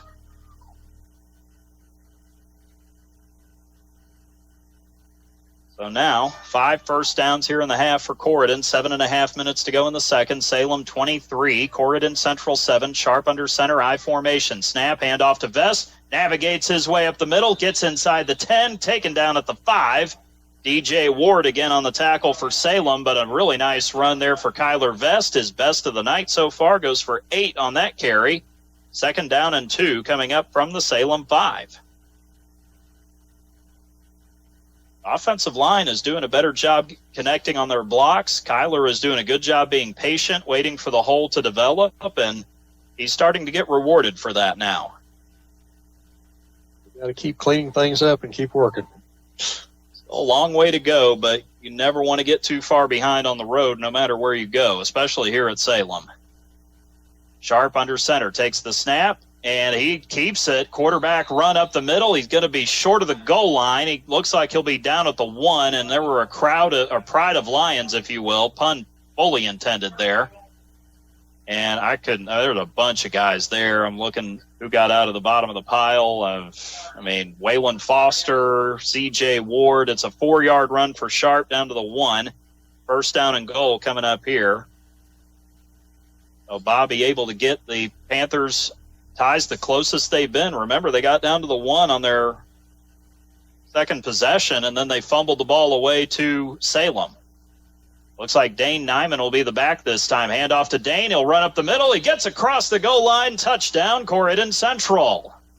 And I think they might be going for 2 coming up, down by 10. 23-13 after the touchdown as Nyman gets the handoff, and Dane able to plow his way in from 1 yard out, capping off a 7-play, 50-yard drive that results in a touchdown for this Corydon Central offense. And the Panthers will go for 2 here to try to keep themselves within a possession, or get themselves back within a possession, I should say. Drive took 3.5 minutes to complete.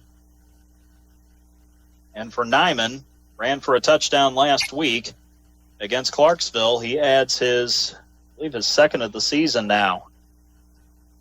Here is a throw to the corner on the far side. The fade going to Fessel, and Sharp not able to connect with him on that pass. Pretty well defended there for Lenny Gwynn, and that'll do it for the drive. The Panthers do get back on the board, but they still trail the Panthers by 2 possessions, or still trail the Lions by 2 possessions. 6:22 to go second quarter. Salem 23, Corydon Central 13 on the First Harrison Banking Butler scoreboard. You're listening to Corydon Central Panthers football right here on 96.9 WKLO. Hey grads, this is Emery Jones, Career Education Coordinator at Prosser in New Albany. Didn't enroll in college? Not sure what's next? Prosser Adult Education is here for you. We offer affordable career training and workforce certifications to help you get skilled, get hired, and get ahead. Stop by 4202 Charlestown Road in New Albany. Visit our website at prossercareers.com or call 812-542-8508 to take the next step. Prosser, your future is still wide open.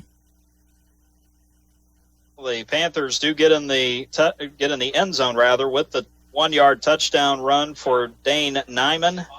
They tried to go for the 2-point conversion, but unfortunately Sharp threw it just a little too high for Jack Fessel on the fade in the left corner. Braxton Dean back to return for Salem, gets it around the 6-yard line, navigates his way across the 20, and he's cut down there right around the 22-yard line. So Salem not going to get great field position. It really hasn't mattered for the Lions so far. And we'll see what Salem can do. They're 78 yards away from the end zone, 6:16 to go here in the second quarter of play here at Jim Ralston Field inside Paul Graves Stadium on this lovely Friday night for week 6 of the high school football season. Salem 23, Corydon Central 13 on the First Harrison Banking Butler scoreboard, along with our statistician and analyst, Greg Deaton. I'm David Deaton with the play-by-play. The Lions will line it up on the far hash mark, and they will have Dean under center again. Here's the snap. The pitch goes to Karis Moore, runs it to the far side, running to his right, trying to get to the sideline, and he got close, gets up near the 30-yard line before he's tackled. A couple of Panthers able to get the stop, and they'll give him the 30, actually. So Karis Moore picks up 8 on that run. It'll make it 2nd down and 2 coming up here for the Salem offense. So the Panthers able to get back in the end zone again, but not able to get the 2 points to go with it. And so the defense really going to have to make a stand here. The snap to Dean. He'll pitch it to Dent, and Logan Dent able to find some room in the middle. Dives up to the 34-yard line. It'll be a 4-yard carry. Karis Moore is slow to get up, and the athletic trainer is going to have to come out and take a look because he was trying to crawl his way out of the huddle, but I know he doesn't want to come out. He's going to have to, though. They got to see what's going on. It looks like his leg might have gotten caught under him, possibly. At least that's what it looked like all the way from up here. Logan Dent running for 4 yards on that last play. And Lions will get a new set of downs at the 34 in their own territory, working their way from right to left or from south to north. Dean under center, takes the snap, fakes the handoff down the middle, and it is Peyton Shockey who tries to get outside with it. He's getting by multiple defenders, and now he's taken off. He is into Panther territory, but Bobby Sharp, who we have not seen play defense really at all this season, is able to cut him down from behind. And that, however, Shockey picks up a big chunk of yardage on the play. In fact, he'll pick up 31 yards, but a touchdown-saving tackle made there from, of all people, the Corydon quarterback, Bobby Sharp, to the 35 of Corydon Central, where it will be 1st and 10 for the Lions. He made 4 really quick side lateral movements and just let guys go by. Heck of a play. So he's able to get 32 on that carry. Here's Dean with the snap, the pitch back to Dent, and there's nowhere to go. In fact, he's going backwards. Mason Pedigo and Caleb Walden able to get back there to finish off that play.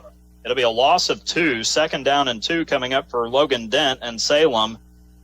Again, if the Panthers could just do that more often, win the battle up front, I mean, they're the bigger team up front. They should be able to win that matchup more consistently, but Salem has just done a really good job sticking to their blocks, and the Panthers kind of like they've been running in mud sometimes. Salem's gutsy and they're quick. Ethan Campbell split out to the far side or to the right as the receiver. They show kind of a wing T backfield right here. Here's the snap to Dean. He'll drop back. He rolls to his right. He's going to tuck it. He's going. He's not going to throw if he doesn't have to. He's still going inside the 20. He's got a 1st down and a lot more.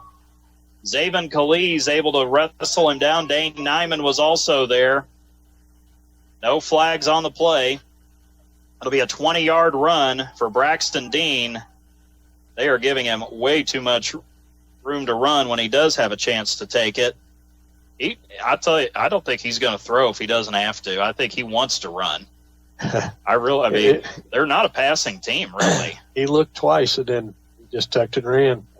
He made it look easy, too. It was a designed pass play, but, I mean, if he can do that, if he can do that and tuck it and run, that's what he's going to do. Here's the snap. Karras Moore back out there, gets the handoff. He is going to power his way down to the 10. Looks like he'll get down to the 9, actually.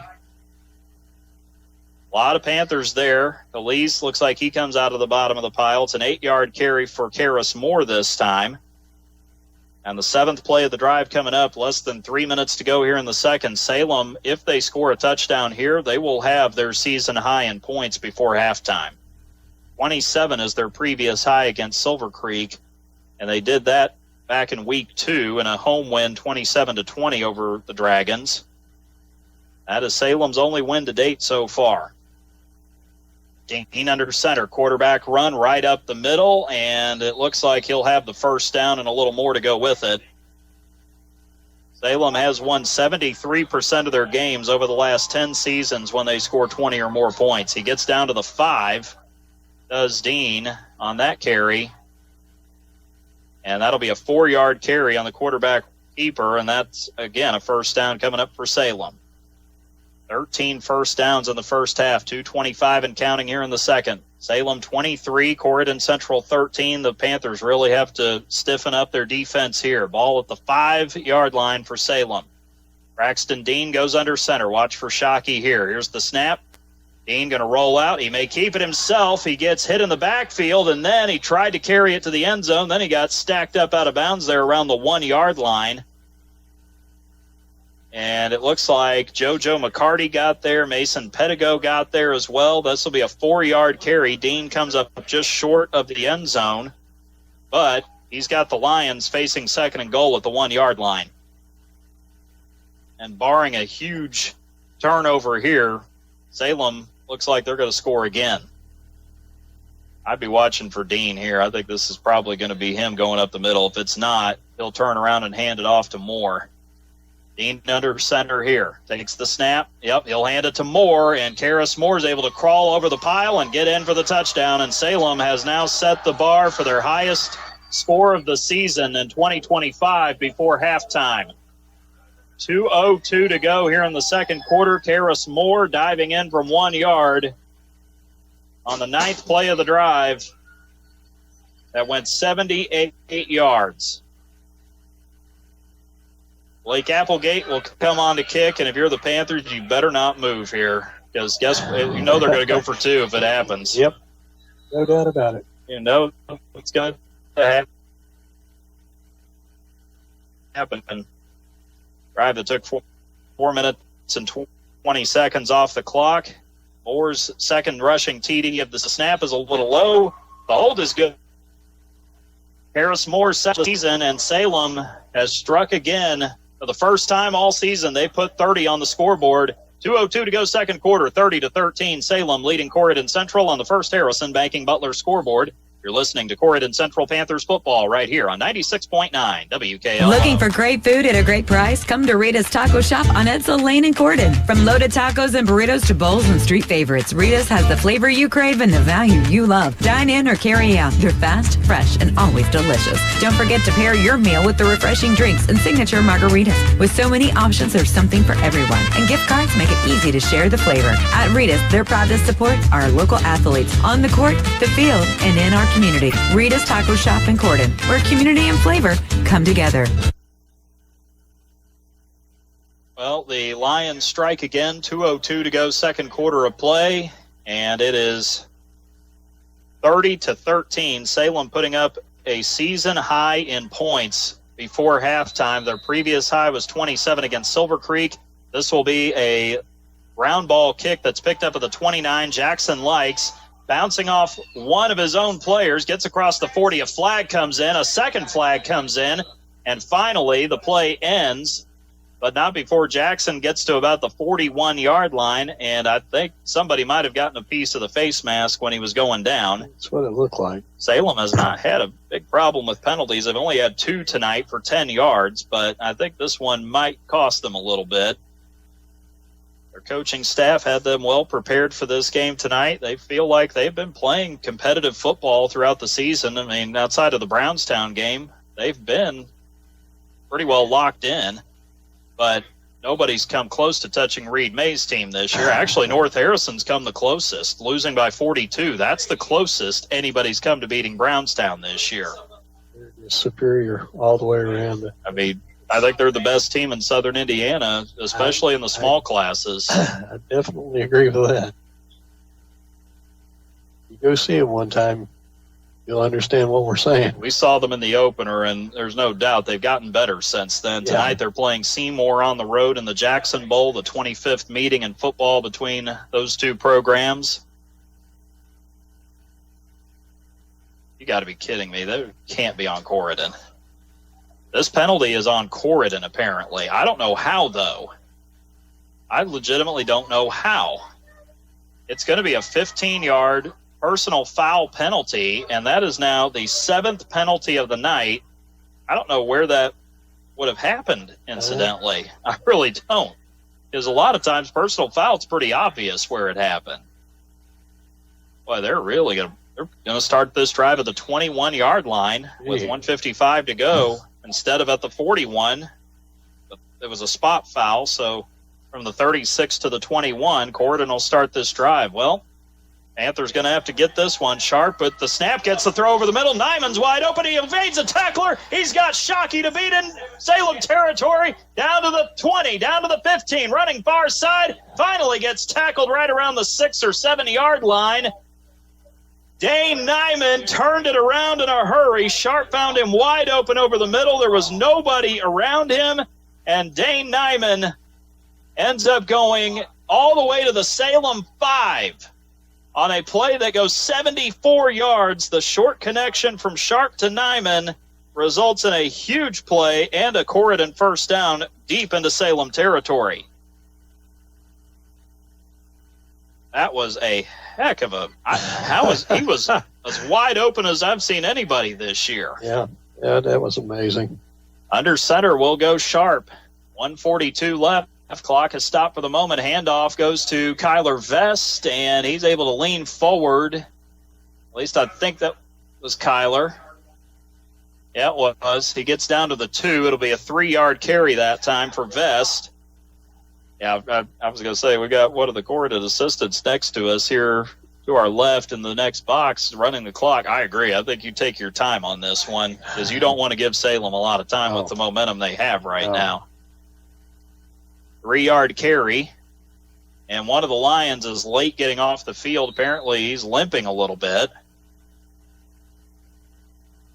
Well, I don't know. Somebody was trying to get off the field there. I'm trying to see. It was Lucas McClure. He is a 6'5", 320-pound junior, a defensive lineman, and now we've got a stop. And the head official's going over to talk to Coach Keller. I'm not sure. Coach Keller's not happy about something. I know that. I'll have to be on the field to be able to tell that. He's definitely, something kind of got his attention there, and he wanted to talk to the referee about that.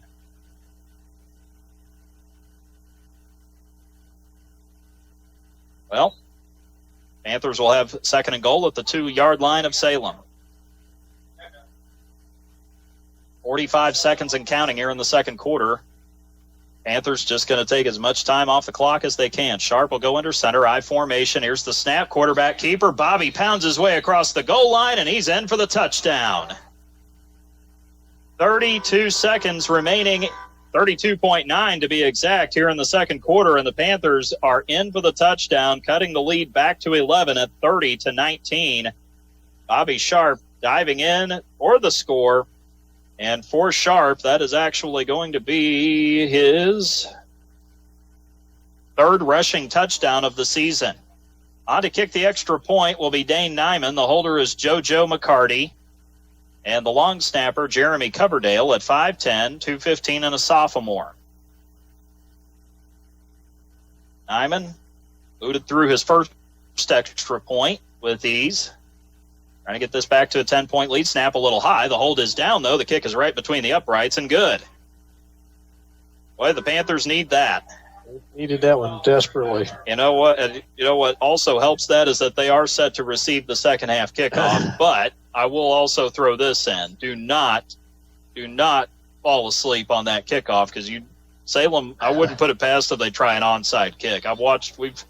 We've seen enough Salem football over the years to know that they can pull that trick any moment, and I wouldn't be shocked to see that happen to start the third quarter. So the Panthers are going to have to be alert to that. They can be quite devious. Well, when Brian Motzinger was the head coach, I mean, we saw the West Washington rivalry over the years, and Coach Motzinger was not afraid to pull the trigger on that, and we've seen it with R.J. Hartsfield when he was the head coach here. We've seen it with Blair Thompson. Don't know if we really saw it with Coach Gleasing before, but it's something you got to be aware of, though, if you're Corydon, because Salem has played easily their best half of football this season. Alan Heyman is on to kick off. So far, he's kicked it out of bounds twice. He'll look to avoid that this time. This time, he'll just boot it right down the middle. That is a heck of a kick. That's going to roll all the way through the end zone. And for Corydon, they will start off playing defense, as Salem will actually start off this drive at their own 20-yard line. So the last drive, 3 plays, 79 yards. It was sparked thanks to the wide-open pass from Sharp to Nyman. And that drive ended up taking minute 29, we'll say, off the clock.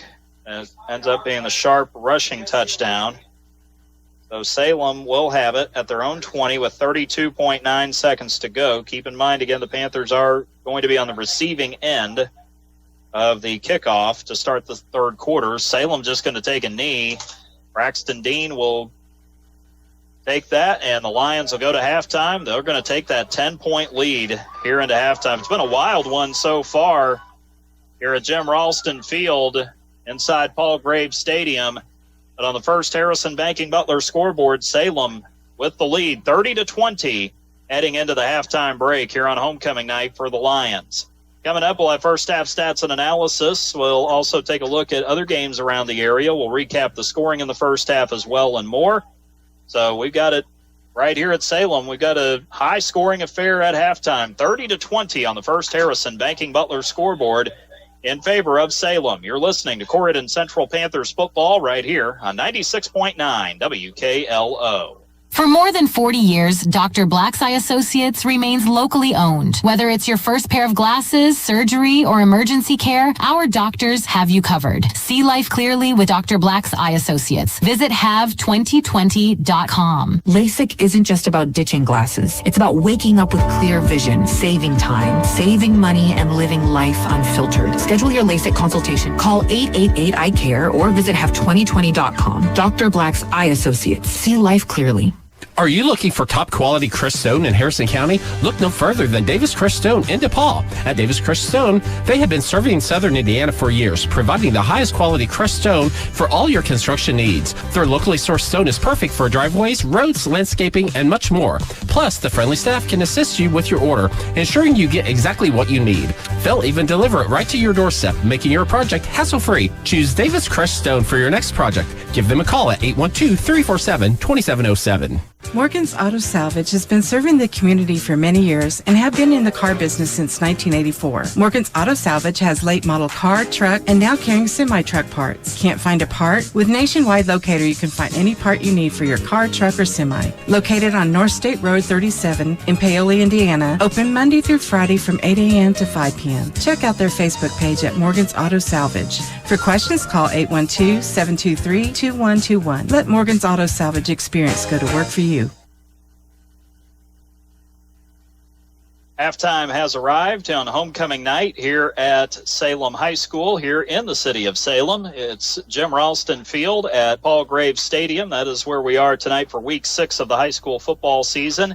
And so far, it has been a high-scoring matchup between these two teams. The home team has the advantage here on the first Harrison Banking Butler scoreboard at halftime, as Salem leads 30-20 over the Corydon Central Panthers on the first Harrison Banking Butler scoreboard. We welcome you to our Dr. Black's Eye Associates halftime report here at Paul Graves Stadium tonight, along with our statistician and analyst, Greg Deaton. I'm David Deaton with the play-by-play. The Panthers looking good in aspects of the game, but the defense has truly been getting gashed so far here in this first half, and primarily thanks to Peyton Shockey, actually, the Salem junior back, and they've moved him around a little bit. He has just eaten the Panther defense alive with his explosive plays, and so far it has redounded to the benefit of this Salem football team, a team coming in tonight 1-4 overall and 1-3 in Mid-Southern Conference play. And to this point, the Lion offense has had their way to the tune of that 30-20 lead here at halftime. Last year, in the driving rain with the remnants of a hurricane, it was a 10-6 final down in Corydon. 2 seasons ago when the two teams played here in Salem, it was the Lions winning 42-32. The home team has won each of the last 4 meetings between these two teams. And when you look back on the series since 1994, Salem leads it 19-14. They've won 9 of the last 11 in the series. And for the Panthers, they are trying to pick up a road win tonight for the second time this season, trying to get their 3rd win overall. The Panthers are 3-9 on the road with head coach Luke Keller, including 3-6 against conference opponents. Salem, on the other hand, here at home against conference opponents, 19-14, winning 19-18 rather, winning 51% of their home games over the last 10 seasons. They are 4-6 in their last 10 games at home against conference opponents, and they come into this matchup having lost 5 of their last 6 games since last season. So thus far, Salem has looked like anything but a 1-4 team. They've already set a season high in points. First time they've reached the 30-point mark this season. The Lions, incidentally, over the last 10 seasons, are 36-4 when scoring 30 or more points in a game. So the Panther defense is going to have to shore things up here at halftime, and they got to get this thing turned around, because if they don't get it turned around real soon, they will be walking out of here with another loss. It'll be their 4th of the season. And for Salem, they're looking to pick up their first win since week 2. They've lost 3 in a row coming into this matchup tonight. Let's start off with the drive and scoring summary here in the first half here at Salem. And we start off with the Lions, who got the ball first. They actually started at their own 35-yard line because of a kickoff that went out of bounds.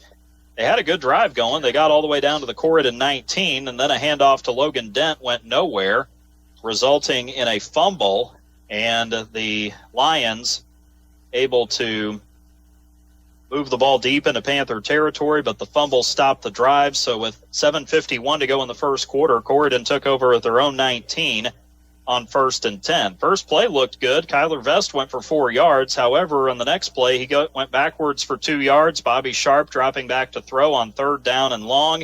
Got sacked, lost the football, and the Lions took over in great field position at the Corydon 11. Salem got flagged for an illegal shift at the Corydon 11, so they got pushed back even though they had a touchdown. It did not stand because of the penalty, but on the very next play, they went to the ground. Peyton Shockey able to run it in from 16 yards out, capping off a 1-play drive that took 14 seconds off the clock. The Lions were going to kick the extra point. The Panthers jumped offside, and Braxton Dean, the quarterback, kept it running to his right with 6:12 to go in the first quarter. Dean's 2-point conversion run gave Salem the early 8-0 lead. And then the Panthers came back, started the next drive promising, went to the air and found Jack Fessel for a 44-yard pickup. The next 3 plays went for a 3-yard Kyler Vest run, an 8-yard Matthew Wolf run, then a 6-yard Matthew Wolf run.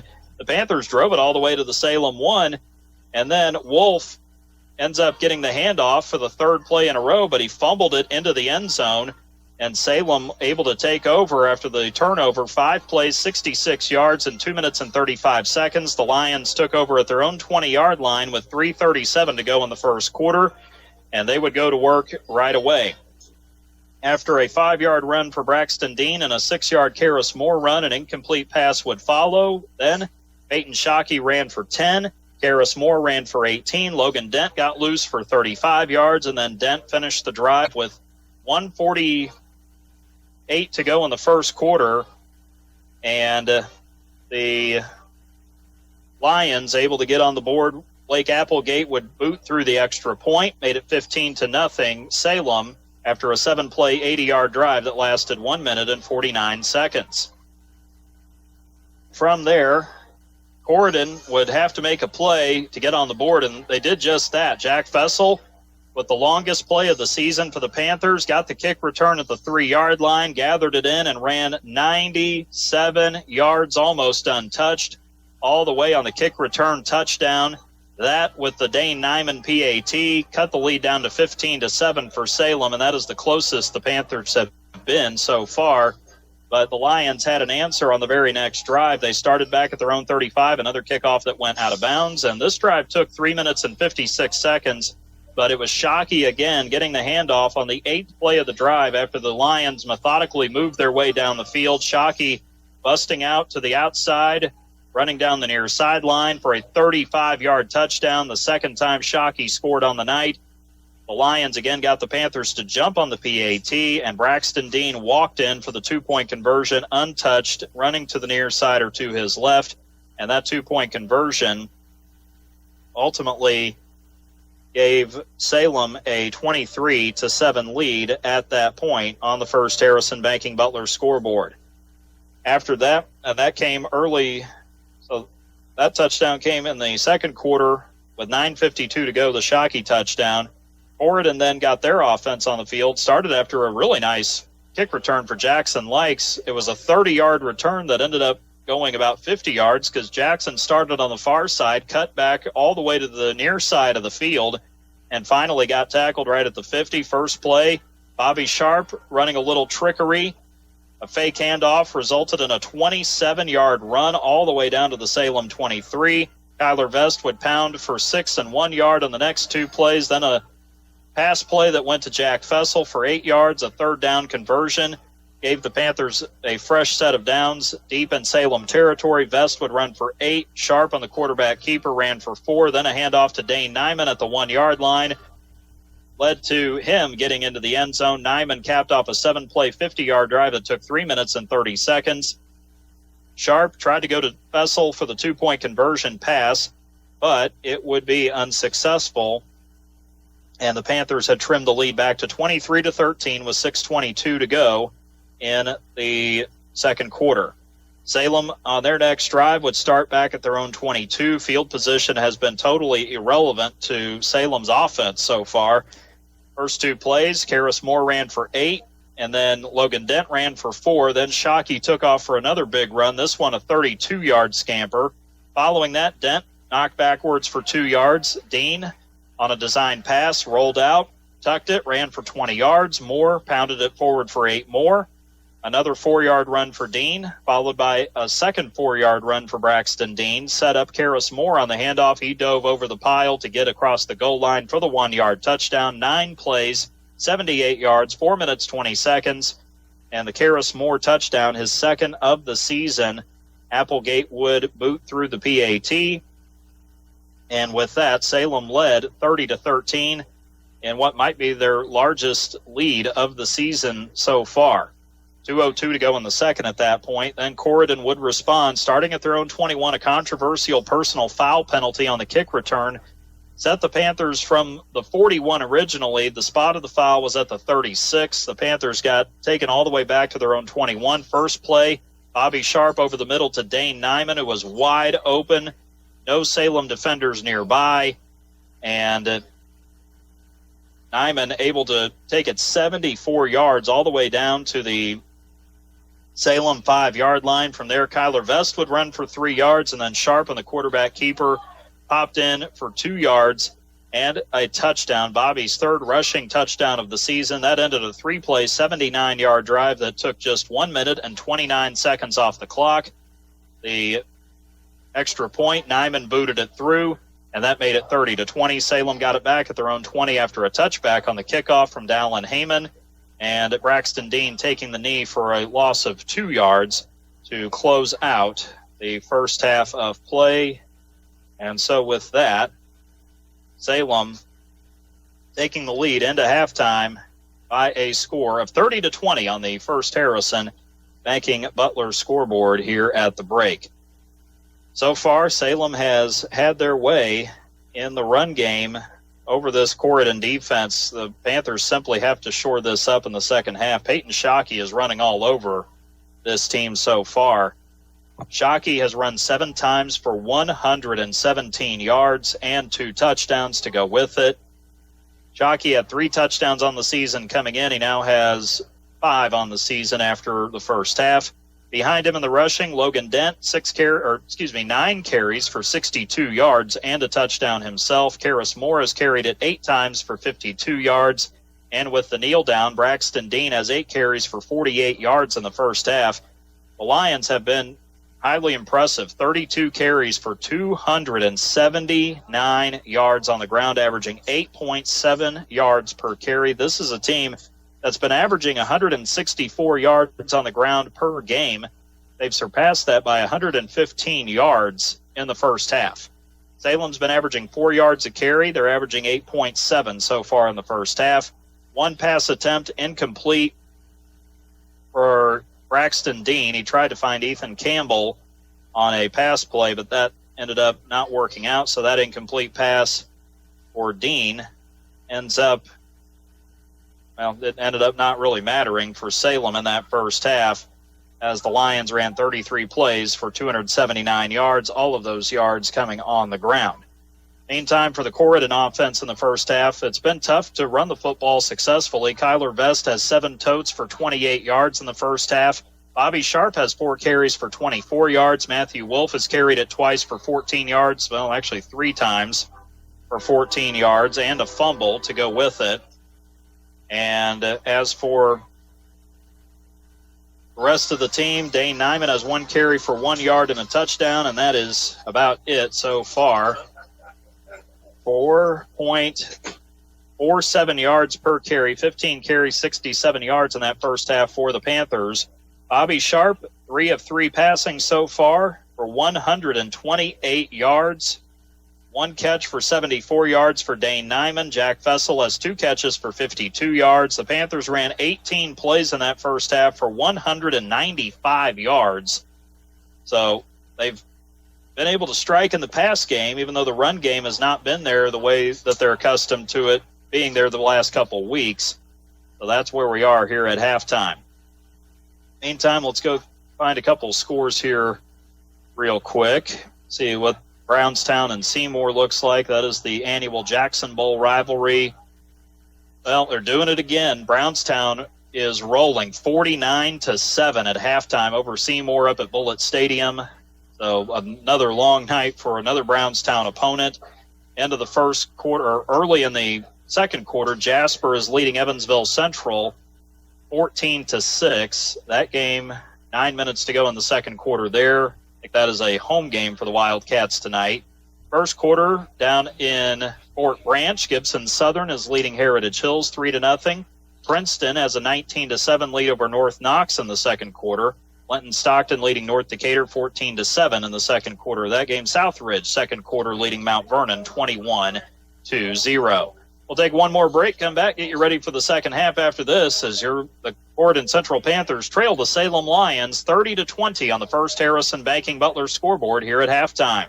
You're listening to Corydon Central Panthers football right here on 96.9 WKLO. Are you looking for top quality Chris Stone in Harrison County? Look no further than Davis Chris Stone in DePaul. At Davis Chris Stone, they have been serving Southern Indiana for years, providing the highest quality Chris Stone for all your construction needs. Their locally sourced stone is perfect for driveways, roads, landscaping, and much more. Plus, the friendly staff can assist you with your order, ensuring you get exactly what you need. They'll even deliver it right to your doorstep, making your project hassle-free. Choose Davis Chris Stone for your next project. Give them a call at 812-347-2707. Giving parental permission for children to drink might feel like a chance for safe supervision, but the reality is you're increasing the risk of future alcohol abuse and negative consequences. In addition to the potential for misuse down the road, we also know that alcohol use by teenagers has a damaging effect on brain development. If you really want the best for your child, ask yourself, what message are you sending? Paid for by Our Place Drug and Alcohol Education Services. Well, as we get ready to start the third quarter and wrap up our Dr. Black's Eye Associates halftime report here at Jim Ralston Field, here at Paul Graves Stadium in Salem, it is the Salem Lions leading the Corydon Central Panthers 30-20 on the First Harrison Banking Butler scoreboard in what was a wild first half here on homecoming night. Other scores in the area, Charlestown leading at halftime against Scottsburg. That at Dutch Reese Field down in Charlestown with the score Charlestown 20, Scottsburg 14. The Warriors coming in undefeated tonight. Meanwhile, Bedford North Lawrence has overwhelmed Jennings County 49-0 at halftime. Homecoming night up at Bedford North Lawrence. I actually know the director of communications up there, David Van Landingham, and David said the theme is actually Hawaiian tonight for homecoming. So it's festive if nothing else, and they might actually be able to have a luau after the way this one's going tonight. The luau's going to go pretty well. And alive. 21-6 now, Jasper leading over Evansville Central. That game at Jerry Brewer Alumni Stadium down in Jasper. Incidentally, head coach Luke Keller of Corydon Central, a Jasper graduate, played for the great Jerry Brewer, who passed away in the offseason. The Hall of Fame head coach led Jasper to the state championship years ago. And so a lot of good games around the area tonight. And Alan Stewart, Corydon Democrat, pointing out defense optional up in Washington County. That's been the case so far tonight. Here is the kickoff. It bounces to Jack Fessel. He's already taken one back tonight. Jack's going to cut it back from far side to near side, gets to the 35, looks at his options, and he'll get forced out of bounds at the 38, right on the Salem sideline. So it'll be good starting field position for the Panthers here in the third quarter, trailing 30-20. We do have a Salem player down on the far side of the field. A flag has come down, incidentally, as well. So the Panthers do receive the kick. Let's see what their starting field position looks like. There is a penalty on the field. The Panthers had trouble with penalties, 7 for 54 yards in the first half. Salem had 2 flags for 10 yards. The Panthers had 2 turnovers, both by fumbles. Salem had the 1 fumble as well. And illegal block on the Panthers. And that is going to cost them yardage yet again. That's just chewing them up tonight. Besides the defense kind of being on their heels all night, the penalties have been just an abject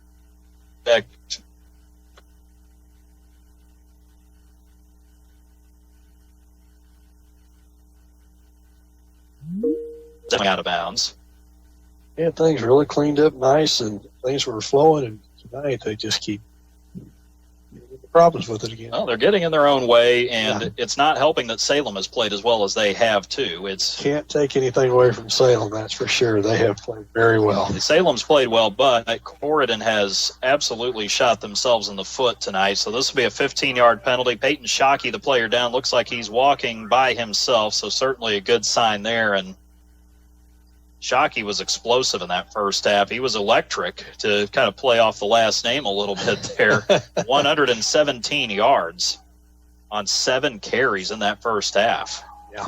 So if they don't have him for a period of time, that's certainly going to hurt. He averaged almost 17 yards a carry in that first half. Sharp to the shotgun, 2 receivers to either side to start off. He looks and tries to throw down the seam to JoJo McCarty. The pass a little high. Coverage was excellent. Ethan Campbell, the strong safety, was on the coverage. Pass falls incomplete into Salem territory, but it'll be 2nd down and 10 as Sharp unable to connect on that incomplete pass. I think that's the first time Bobby's missed a pass tonight. Yeah, he's been on the money every time tonight. He only threw, 3 passes in that first half, but he hit every single one of them. Yeah. On target for sure tonight. But they missed that one, so he'll try to get it back together here. Panthers coming out in a spread offense to start. 3 receivers out to the far side or to the left. They are going from left to right here in the second half. Sharp drops back, tries to get away from the pressure, throws over the middle. Ball behind his intended receiver, JoJo McCarty. And Ethan Campbell had at least a small chance to intercept it, but the ball ends up landing on the turf harmlessly. So Panthers incomplete on their first 2 plays, and now they face a 3rd and 10 at their own 23-yard line. So the Panthers trying to get something going, down by 10. 30-20 is your score with 11:38 to go third quarter on the First Harrison Banking Butler scoreboard. Salem in front. Spread formation, 3 receivers out to the far side. Sharp takes the snap. Quick throw out to the boundary, caught. Vessel gets it. He gets wrapped up at the 30. He will go no further.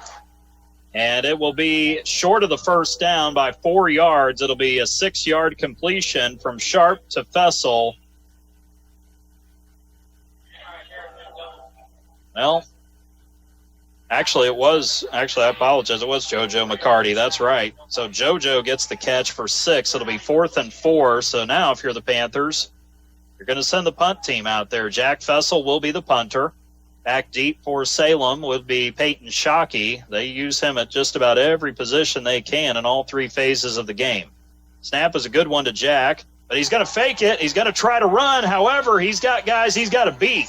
And he's got a reverse field. He has. He's got a block, and he's got the first down. Still going. He's going into Salem territory, and he's gone. Oh, my. Inside the 20, no flags. What a touchdown on the fake punt. 71 yards for Jack Vessel on the run. Wow. He should not have been able to get out of that box that they built for him at the 30-yard line. They had him contained, and somehow all it took was one little move, a little sidestep. Next thing you know, he's got a block from Caleb Walden and a block from Dane Nyman, and then he's gone after that. Jack Vessel with the pulling the rabbit out of the hat there on a play where he had no business getting a first down, let alone a touchdown, but he does it anyway. Snap is low on the PAT. The hold is down, though. The kick is right through the uprights and good. That was one of the most fun plays I've ever seen. It was. Jack Vessel, 71 yards, showing that explosive athleticism. 10:36 to go third quarter. And all of a sudden, Corydon Central has narrowed the margin down to 3, 30-27 on the First Harrison Banking Butler scoreboard because of special teams for the second time tonight. You're listening to Corydon Central Panthers football right here on 96.9 WKLO. Hi, this is John Bender. Since 1931, Bender Lumber has been providing superior service along with quality, innovative building products at fair, competitive prices. In communities throughout southern Indiana, our locations are the primary supplier to residential builders, professional remodelers, as well as do-it-yourselfers who rely on our knowledgeable sales staff to do whatever it takes to proudly serve them and to get the job done. So here's to the first 90 years of local people serving local needs at Bender Lumber. Well, that's a way to cap off a 4-play, 77-yard drive that takes 1 minute and 24 seconds. Jack Vessel with his first rushing touchdown of the season. The kickoff goes deep, and Waylon Foster returns it across the 20. Mason Pedigo wraps him up at the 22-yard line. Salem's field position has not really mattered to the Lions so far, and the Panther defense really going to have to buckle down big time here. Salem going from south to north or from right to left here in this third quarter. They will start this drive at the 22-yard line.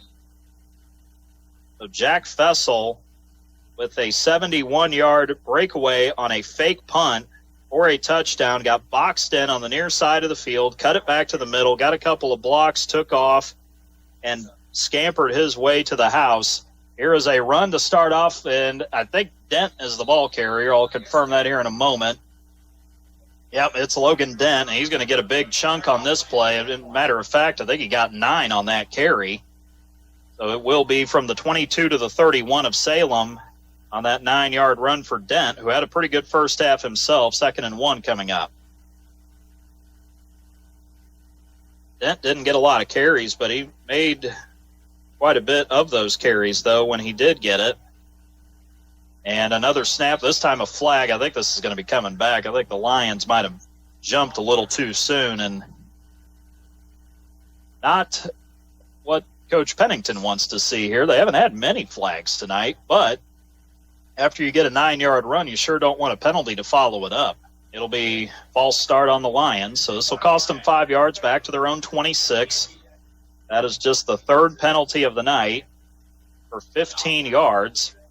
And now It'll be 2nd and 6 at the 26. 9:54 clock is stopped here in the third quarter. Salem's lead is 3 at 30-27. It's the closest that the Panthers, have been tonight. Two backs in the backfield behind Dean under center. One receiver to each side. Here's the snap, fake pitch, handoff to Dent. He is going right at the Panthers. He is running hard down across the 35 to the 36. We've got a stoppage here. Looks like JoJo McCarty's going to have to come out. It's a 10-yard carry for Dent and a first down. He put his head down, and he took no prisoners on that run.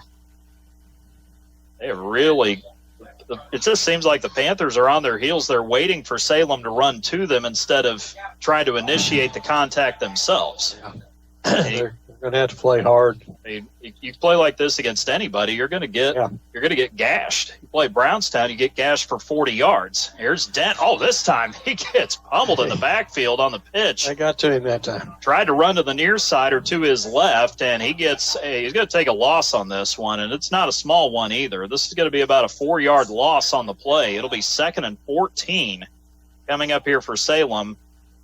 I think, if I'm not mistaken, I'm looking at my chart. Dent's the only one who's had negative yardage on runs. Harris Moore lost 1 yard on the first drive, but other than that, the negative runs have gone to Dent. Ethan Campbell, the receiver, out to the far side or to the right. Tight end and Romero Hembry lined up to the left side of the line. Logan Dent, this time the wing back. The snap goes to Dean. He'll drop back. He's got pressure coming, flings it to Karis Moore, and a flag is going to come down. And then another flag, and then another flag after that. 3 flags get flown. And the incomplete pass intended for Karis Moore. Let's see what this is about. This looks like it's going to go on the Panthers again. Mental mistakes are crushing the Panthers right now. Salem, to their credit, has taken advantage of those too. And now another costly penalty, a 15-yard penalty. That'll put them up to the 47-yard line. That is now 8 penalties tonight for 69 yards against Corydon. And that is, I believe, the second personal foul that's been called on the Panthers as well. So the ball at the 47 of Salem, 8:37 and counting here in the third quarter. Panthers got to keep it in check. Here's the snap to Dean. He'll pitch it to Dent. Runs it near side, gets into Panther territory, down to the 45. He's dragged down on the near side. Jackson Likes gets the tackle. Dent gets a pretty good carry there. He'll pick up 8 on that tote, and 2nd and 2 coming up at the 43-yard line for the Lions. Ball at the 45, actually, in Corydon territory. Again, Salem working right to left or from south to north. Out wide for the Lions offensively is Waylon Foster, and they'll go back to the run again. Feel free to bring him down, guys. Braxton Dean dragging tacklers, inside the 40 down to the 39. He'll pick up 6 on this carry on the quarterback run. Braxton Dean picks up a first down in the process as well.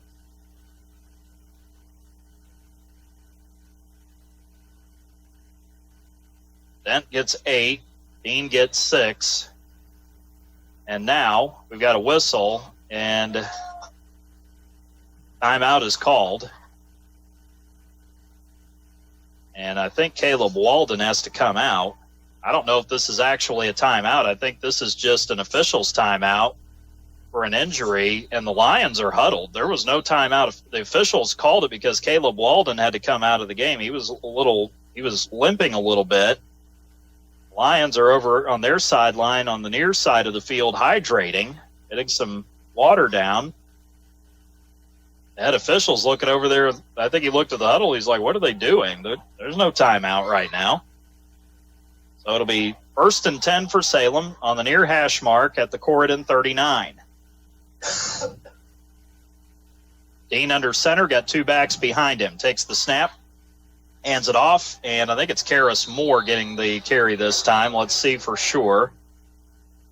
Gets down to the 35, and it is Moore who pops out of the pile. Matthew Wolf and Zaven Kaliz were there. Moore gets 4 on the carry, and it brings up 2nd and 6 at the Panther 35.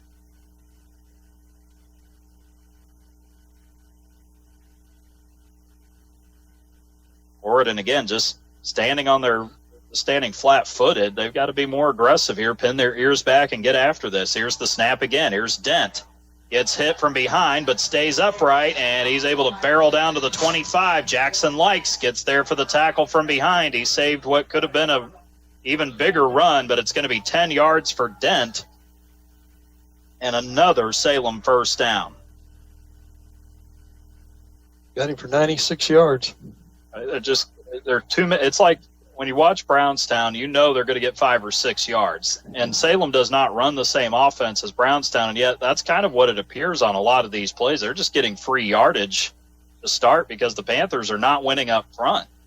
The defensive line is not making the impact they need to. Here's the snap again, hand off to Moore. He piles his way forward down to the 20 as they get into the Panther red zone. Salem taking their time on this drive, 6:15 and counting here in the third quarter, a drive that's already consumed almost 4.5 minutes. And this will be a 5-yard carry for Harris Moore. Second down and 5 at the 20. Ball on the near hash mark. One receiver to the near side. Out to the left is Ethan Campbell. Full backfield. Dent lined up with Moore, the fullback. Here's the snap. Dean will hand it to Dent. Logan Dent gets inside the 15, down around the 14-yard line. That'll be another 11-yard run for Logan Dent. Actually, 6-yard run that time. I don't want to give him too many yards on that. But still a good run for another first down. Salem has racked up a lot of first downs in this contest tonight. 6 on the carry for Dent, down to the 14, 1st and 10. Football resting toward the near side. Dean will go under center. Out wide to the near side is Lenny Gwynn. 5'8", 140 and a senior. Dean under center, one back behind him in the wing set. Here's the snap. Here's the pitch to Peyton Shockey. He gets around the corner, spins off tacklers, and is able to dive inside the 10 down to about the 6-yard line. Going to be close. They may give him the 5, and, well, they will. It'll be 2nd and 1, a 9-yard run for Peyton Shockey, who has been a thorn in the Panthers' side all night. Coming down to the 5-minute mark of the third quarter, a drive that's eaten up 5.5 minutes off the clock. The Panthers just simply have not found the solution to the equation that is Salem's offense. Campbell split out to the near side. Romero Hembry, the tight end, lined up next to the right tackle. Run the wing set, 2 backs. Here's the snap. Hand off to Moore, right down the middle. Walks in, touchdown. Somebody laid a hand on him there at the 1, and that was it. Harris Moore with a 5-yard scamper into the black rectangle. 5-yard touchdown, the second for Moore tonight, his 3rd of the season. Caps off an 11-play drive that goes 78 yards. The Corydon defense getting gashed again. Blake Applegate will kick the PAT. The holder will be Waylon Foster. The long snapper is Peyton Shockey, and the Panthers jumped again for the 3rd time tonight. And guess what? Salem's going to go for 2 again. Go for 2. That's got to stop. I mean, It simply has. I mean, you guys are varsity football players. You guys have played the game enough now. That shouldn't. I mean, if it happens once, okay. You know, you kind of let that go. It's happened 3 times now, though. It's just... And it gives Salem a distinct greater advantage every single time. Yeah, and they're going to go for 2 every time they do it. And now the question is, can Corydon get a stop on a 2-point conversion? Salem has already cashed in twice tonight. Dean under center. Guess what? He's going to run again. Same exact play they ran last time, and he'll just walk in for the 2-point conversion. 4:42 to go in the third quarter. The Panthers find themselves down 11 to the Salem Lions on the road. 38-27 Salem with the lead on the First Harrison Banking Butler scoreboard. 4:42 to go in the third quarter. You're listening to Corydon Central Panthers football right here on 96.9 WKLO. Hi, this is John Bender. Since 1931, Bender Lumber has been providing superior service along with quality, innovative building products at fair, competitive prices. In communities throughout southern Indiana, our locations are the primary supplier to residential builders, professional remodelers, as well as do-it-yourselfers who rely on our knowledgeable sales staff to do whatever it takes to proudly serve them and to get the job done. So here's to the first 90 years of local people serving local needs at Bender Lumber. Salem has pushed the advantage back to double digits, 38-27 now the score on the First Harrison Banking Butler scoreboard. Homecoming night for the Lions here in week 6. And a timeout has been called. A penalty, actually. Kick went fluttering out of bounds, so the Panthers will take over. 1st and 10 at their own 35-yard line, so Salem committing a rare penalty, and this one on kickoff. 4th penalty of the night on the Lions, 4:42 to go third quarter. That drive took almost 6 minutes off the clock, 5:54 to be exact. And Karis Moore was able to cap it off with a touchdown run, his second tonight, his third of the entire season. Salem, coming into this game, had not scored a lot of touchdowns. Bobby Sharp going to the end around, and it gets blown up. Braxton Dean, from his linebacker spot, is able to upend the play. Sharp seemed like he carried out the initial fake really well, but Dean read the play brilliantly, and Fessel gets dropped for a 2-yard loss on the end around. And that will bring up 2nd and 12 now for the Panthers back at their own 33-yard line. 4:10, still a lot of time left. You're only down 11, but unfortunately the defense has not played well tonight. And now the offense has a lot of pressure on them. Sharp in the shotgun, takes the snap, hands it off to Dane Nyman. He's got room to run, barrels his way forward up to the 40-yard line. He's met there and taken down. Good run, well blocked up front. Whole bunch of Lions there. C.J. Ward was among the tacklers, along with Bryden Stafford, 6'3", 210 and a junior for Stafford. Ward, 5'10", 175 and a junior. Nyman runs to the 40, so he gets 7 on that carry. Brings up 3rd and 5 here for this Corydon offense. Nyman has not had a lot of carries. I think that might have only been his second of the night, actually. He ran in from 1 yard on a touchdown there in the second quarter. 3:19 and counting here in the third. 3rd and 5. Sharp will fake the pitch. He'll take it himself. 1st down and more into Lion territory. Down inside the 45 to the 42. Well executed on that play.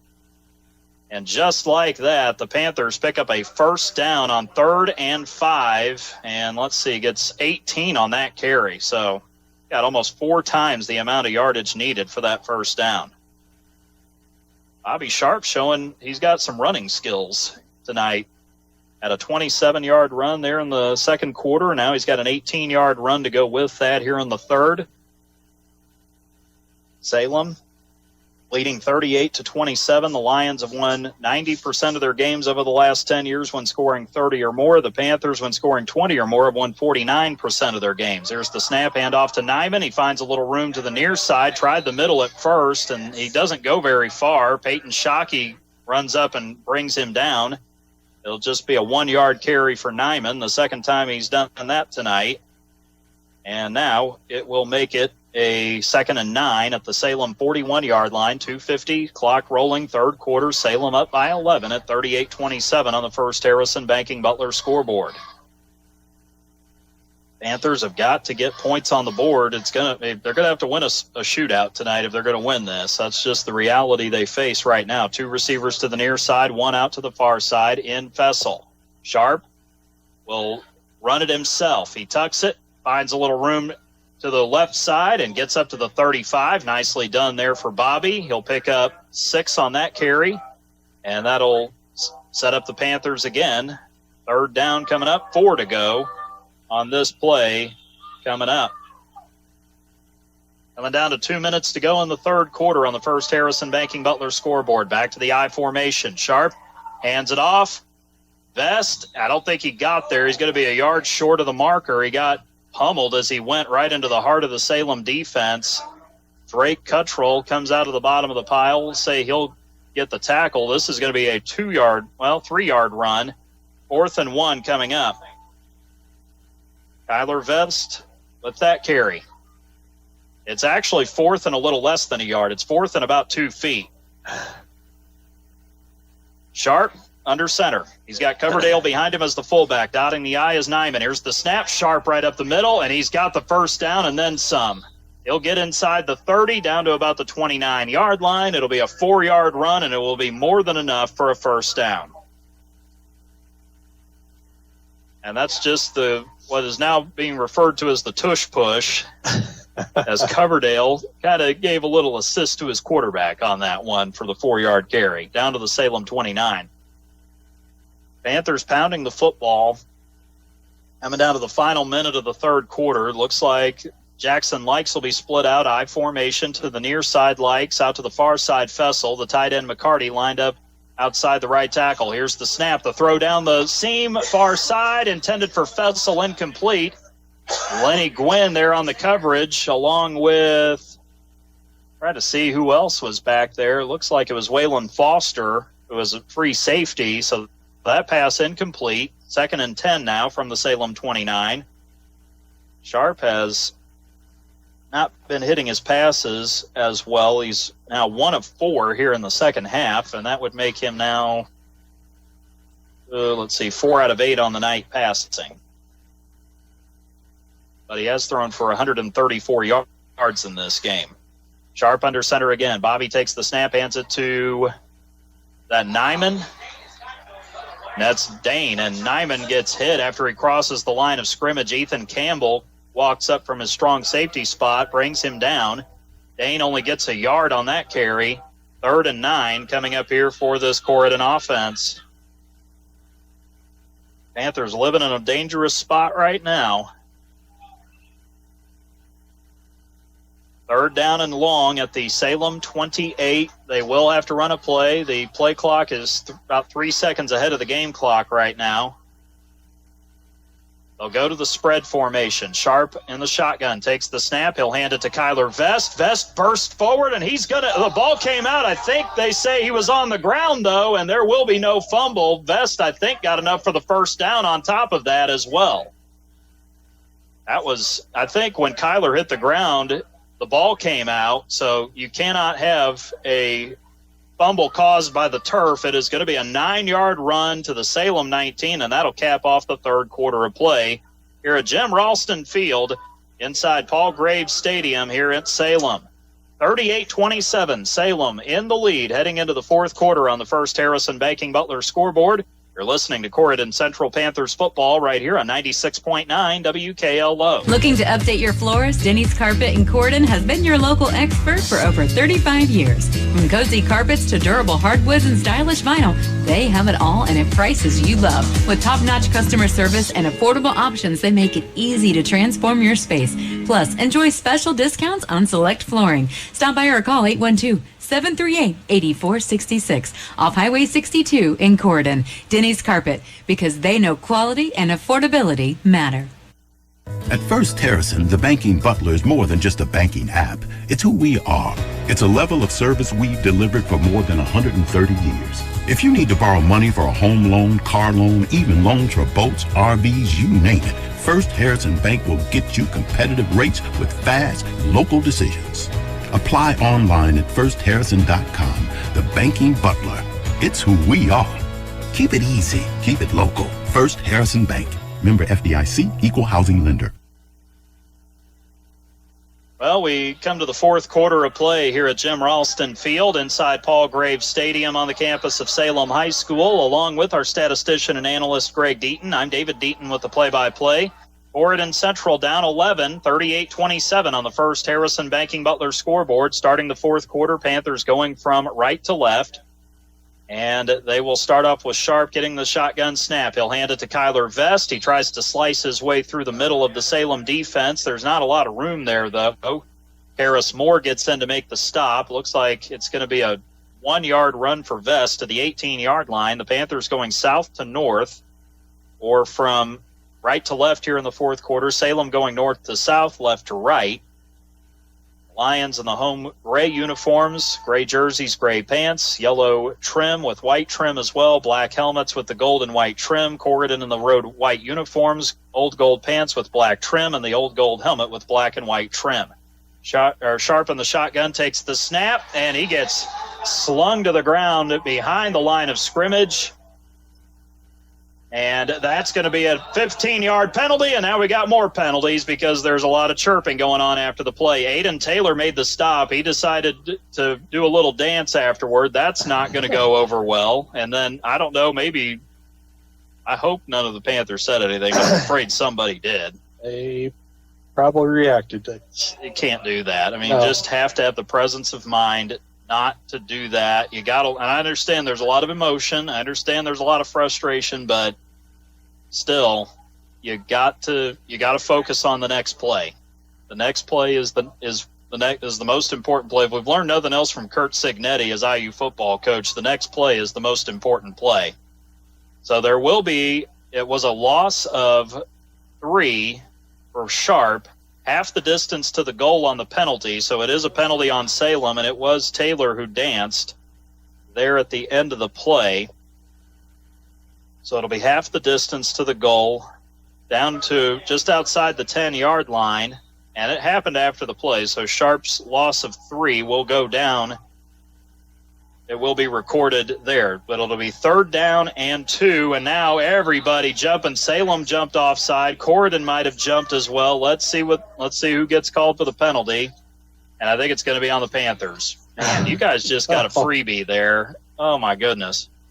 You just got a freebie, and then that happened.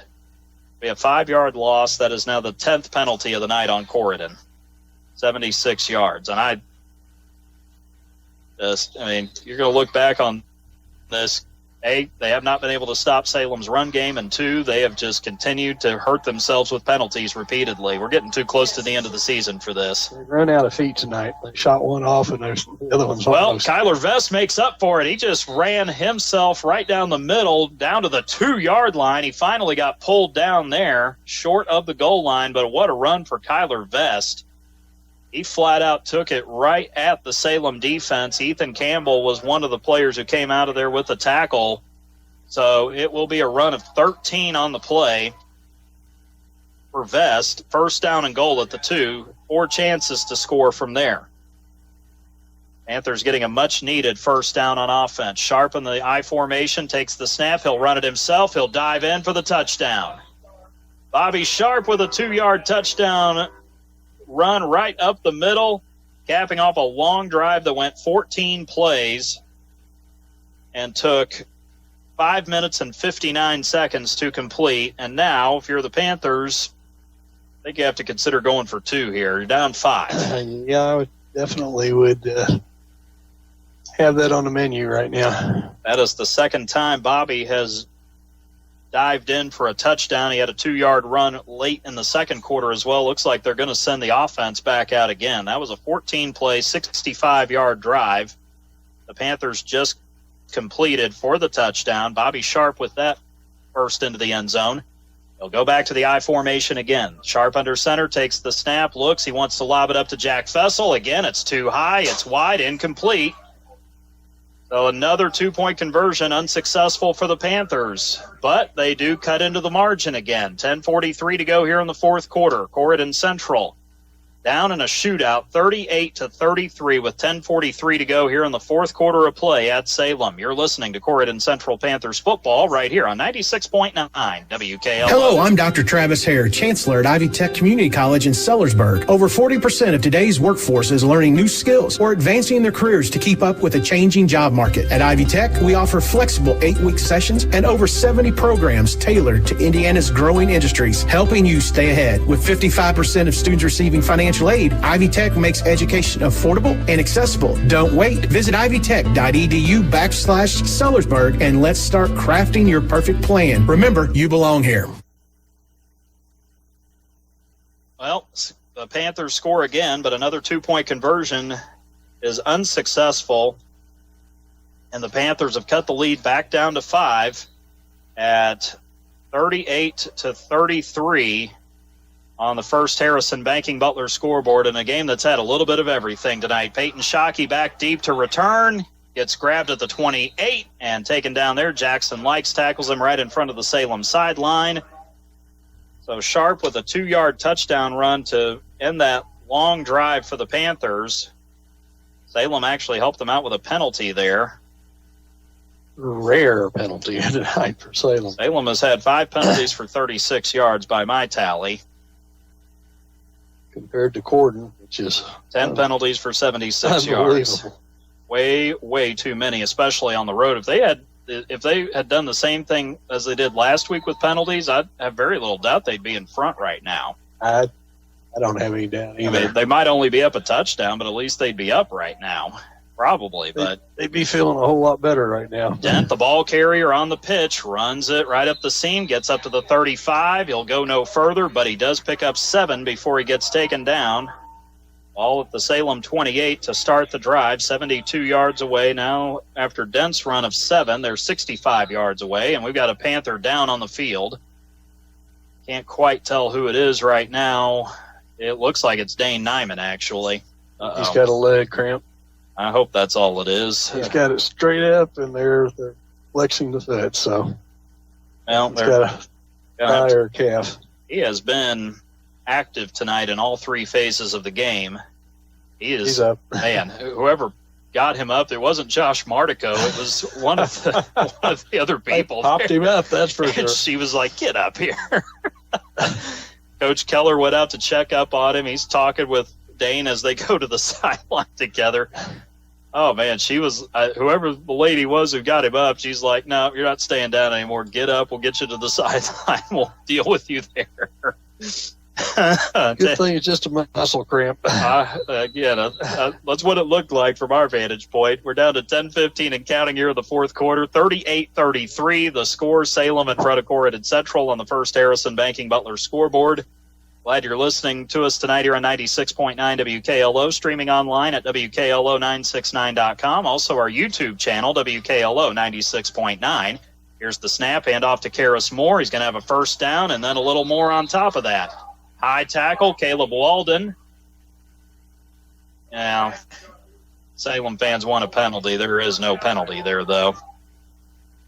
And it's going to be a 5-yard run for Moore. That, again, is enough for a first down. So the Lions, again, they have just been racking up first downs repeatedly, 9:49 and counting. I mean, if there's ever a time this Panther defense needs to make a stand, this is it right here. You cannot give up a touchdown here. No more touchdowns tonight. This game is going to be out of reach. As good as the offense has looked for the Panthers at times, you can't play from behind all night. Here's the snap, Dean pitching it back, and oh man, Shockey's off to the races. He's going cross field. He's still got defenders to beat. He will go down, but he will go down just shy of the red zone, right around the 21-yard line. It was Bobby Sharp who actually had to run him down. Caleb Walden also got there. But again, Shockey gashing this Corydon defense. He just went to the 22-yard line, so he just went 38 yards on that carry. When Salem has needed a huge play, Peyton Shockey has had it tonight. I'm pretty sure it was Harley Shockey who was the one who rattled the Panthers' cage 2 years ago. And now Salem down to the 22 of the Panthers. After a 38-yard run, here's the snap, the handoff. It's Dent this time. He gets into the middle, and he goes down inside the 20, right around the 18, maybe the 17. A.J. Lathan and Jackson Likes get there to make the tackle. Down to the 18, it appears. That's a 4-yard run for Logan Dent. And it'll be 2nd and 6 at the Corydon 18. 8.5 minutes to go. The clock is on Salem's side right now. Lenny Gwynn is split out to the far side as the receiver. Dane Nyman's going to have to get out there covering. There's nobody out there. Now Likes will have to take it, but Dean goes under center. Shockey, the receiver, out to the near side, split out to the right. Salem just taking their time. The play clock down to 3. Dean under center takes the snap. Quarterback keeper up the middle, pounds his way inside the 10. There's no answer. The tackling has just not been there. They're giving up way too many yards. It's a 10-yard run for Braxton Dean. It's 1st and goal at the Corydon 8. Giving up way too many yards, and you're not playing Brownstown. You're playing Salem, and Salem is just they can't stop the run, and Salem's like, you know what, you can't stop it. We're just going to keep coming at you. That's the smart strategy. If you can't stop the run, teams are going to continue to pound you going downhill, and Salem has been doing that very well tonight. Dean goes under center, 2 backs behind him. Moore is the ball carrier, gets the handoff, ran into his own guy. Otherwise, he might have had a bigger gain on the play. Gets down to the 5 before he spun down. I want to say Caleb Walden might have been there. We got a Panther down. I think Walden was the one who made the tackle. It's a 3-yard run for Karis Moore. He gets to the 5, but we got a Panther who is down face first on the turf. 7:23 to go, fourth quarter. Salem up 38-33 on Corydon Central and looking for more. 2nd and goal coming up here. I can't tell who the Panther player is that's on the turf right now. But while we're waiting for that, let's step away for a quick break here with the Panthers trailing by 5, 7:23 to go, fourth quarter on the First Harrison Banking Butler scoreboard. You're listening to Corydon Central Panthers football here on 96.9 WKLO. And Harrison County Hospital's orthopedic surgeons of Harrison County. They know pain and limited mobility can take a toll on your life. That's why the expert team is there, providing comprehensive, full-time orthopedic care right in our community. Led by Dr. John Connor, a board-certified orthopedic surgeon, along with physician assistant Christina Gunter and nurse practitioner Jeannie Doan. They deliver personalized care to help you move freely again. Don't let pain hold you back. Call Harrison County Hospital today and take the first step toward recovery. 812-734-3800 or online hchin.org. Real country, pure country. 96.9 WKLO, Hardinsburg, Corydon, Paoli.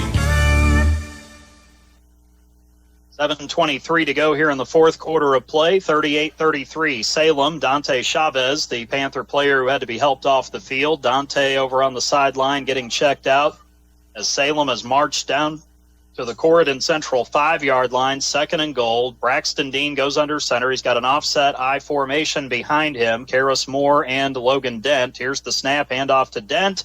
It's hit in the backfield. He's able to dive ahead to about the 3. I think maybe he got, I don't know if he got to the 3 or the 4. It was, I think they're going to say the 4. He only got a yard, so good job by the Panthers there to get the stop. Got grabbed by the shoulder pad. 1-yard run for Dent. 3rd and goal at the 4, 6.5 minutes. Salem just going to take their time and just try to run as much clock as they can. The Lions ahead by 5 on the First Harrison Banking Butler scoreboard at 38-33. Dean under center again. Watch for the quarterback run here. Dean takes the snap, but we've got a whistle before the play even starts. And a flag does come out. Let's see what happened. Did the Lions move before the snap? I think that's what it might end up being. No, offside on the Panthers. Golly. I mean, guys, I'll tell you right now, I think some running is in order on Monday. I'm sorry. I'm going to say it. I think they need to. It's unbelievable. They need to. The amount of jumping. I mean, it's bad enough when you have 2 personal fouls. That's like 5 or 6 penalties jumping offside. That just can't. It can't happen. Not that many times. Dean will go under center. 3rd and goal now at the 2. Half the distance to the goal on that penalty. Dean under center takes the snap. He'll pitch it, and Dent dives in. Touchdown, Salem.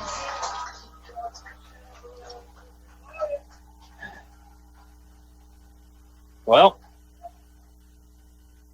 I can't say I'm surprised. I don't think anybody can be at this point. Logan Dent, 2-yard touchdown dive, capping off an 8-play drive that went 72 yards. The Lions look like they're going to go for 2 here, try to get up by 13. They're up 11 at 44-33. Yeah, I know, right? That's exactly Troy Sanders right now. So let's see if we jump offside again. No kidding. Dean with the snap, the handoff to Dent, and I think he got the I think did they stop him? No, the umpire gave him the 2-point conversion.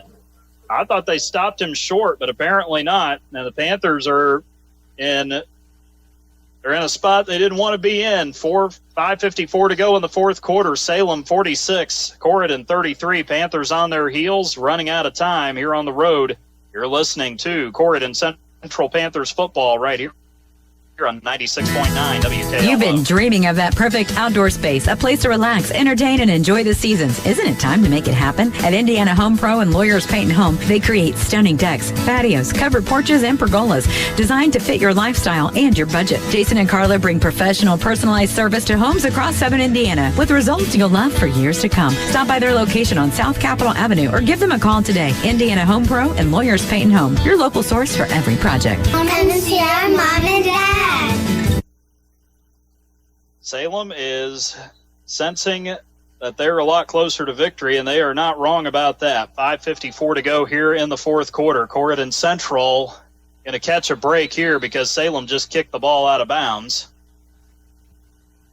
So that's the second time now that's happened to Salem. That's now 6 penalties tonight. We're at week 6, and I'm sorry, but I know teams are struggling. I know some teams have been playing better and more consistent throughout the season than other teams, but goodness gracious, we have got to stop committing the high amount of penalties we've seen in this game. It's been unbelievable. It's too many for both teams, but especially for this Corydon football team. That was a 4-minute, 49-second drive Salem just took. Logan Dent went to the end zone for the second time tonight. With 5:54 to go, the Panthers take over at their own 35. Sharp with a quick throw, gets it out to the far side to JoJo McCarthy. He'll catch it. He'll get taken down. Peyton Shockey tackles him at the 40. Then from to McCarthy. And there's a 2nd down and 3 coming up here at the 42 in their own territory. They're going to have to, honestly, they're going to have to go faster than this. They're huddling right now, which is fine most of the time, but you have to score a touchdown. Then you imagine an onside kick is going to be coming up right after that. And Sharp going to the sideline. McCarty got here. Know what happened there? The officials called timeout, so that was kind of an odd circumstance there. Dent with the 2-yard touchdown run the last time. Salem finishing off that drive. And then Dent running in for the 2-point conversion. 46-33, Corydon trailing. 5:26 to go, fourth quarter. The head official down there, and I don't know why they stopped it, but they did. And now Sharp drops back in the shotgun, takes the snap, throws it down the far sideline, looking, and he had his receiver, and he dropped it. And I think, was that Fessel or was that was McCarty? JoJo had it. If he would have, I just pulled it in a little more. I think he took his eye off the football for just a split second, but that's all it takes, though. It was actually well defended. Yes, it was. But McCarty's probably, you could make the case JoJo probably still should have had that one, though. If he looks that in all the way, it would have been, my goodness, would have been about a 38-yard connection there. And it would have set the Panthers up in a good spot with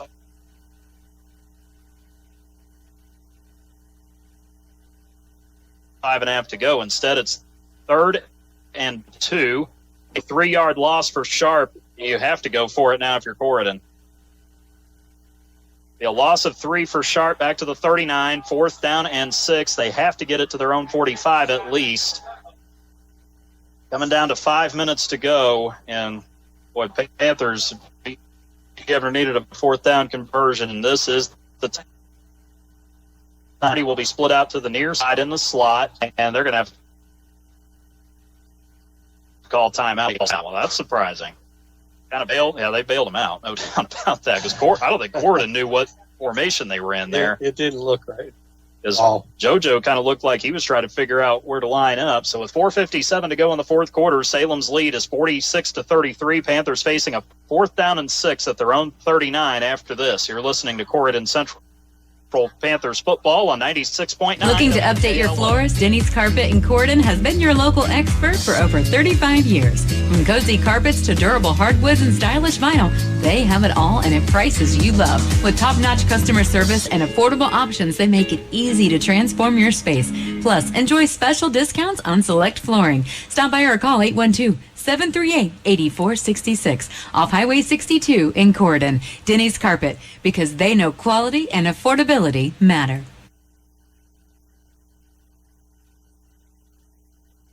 .457 to go in the fourth. Panthers have three receivers to the near side or to the left. One out to the far side. Sharp in the shotgun, takes the snap, throws the quick pass out to Jackson Likes. Caught it. Oh, he got hit when he crossed the 50. But he's got the first down and then a lot more on top of that. That is nice pass. Well, that was just a simple little sit in the zone and go get that one. And Bobby put it right on target. It was a great throw. And let's see, that goes for, where were they? The 39. So it's a 12-yard pass completion to Likes. Here's the snap back to Sharp. Got to get rid of it. Goes to Likes over the middle, and the pass a little high. Pressure was coming. And I think the Panthers might have wanted a penalty there, but they're not going to get one.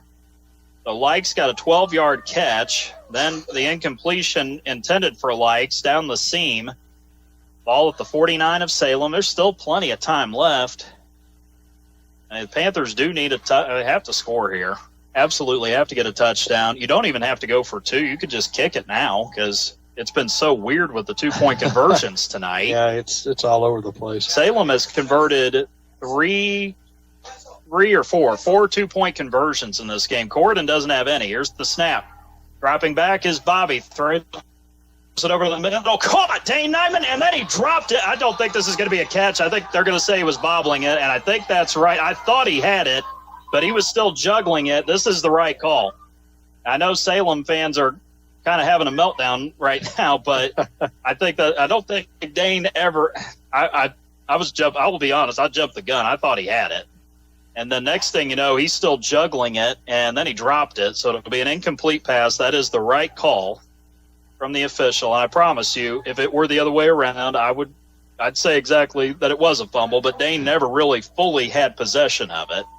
You kind of have to take two steps after the catch. He only got like one in. Here's Sharp dropping back. He's going to have to run for the first down. Gets away from one would-be tackler and then gets tackled at the 41, so he'll be short of the marker. It'll be an 8-yard carry.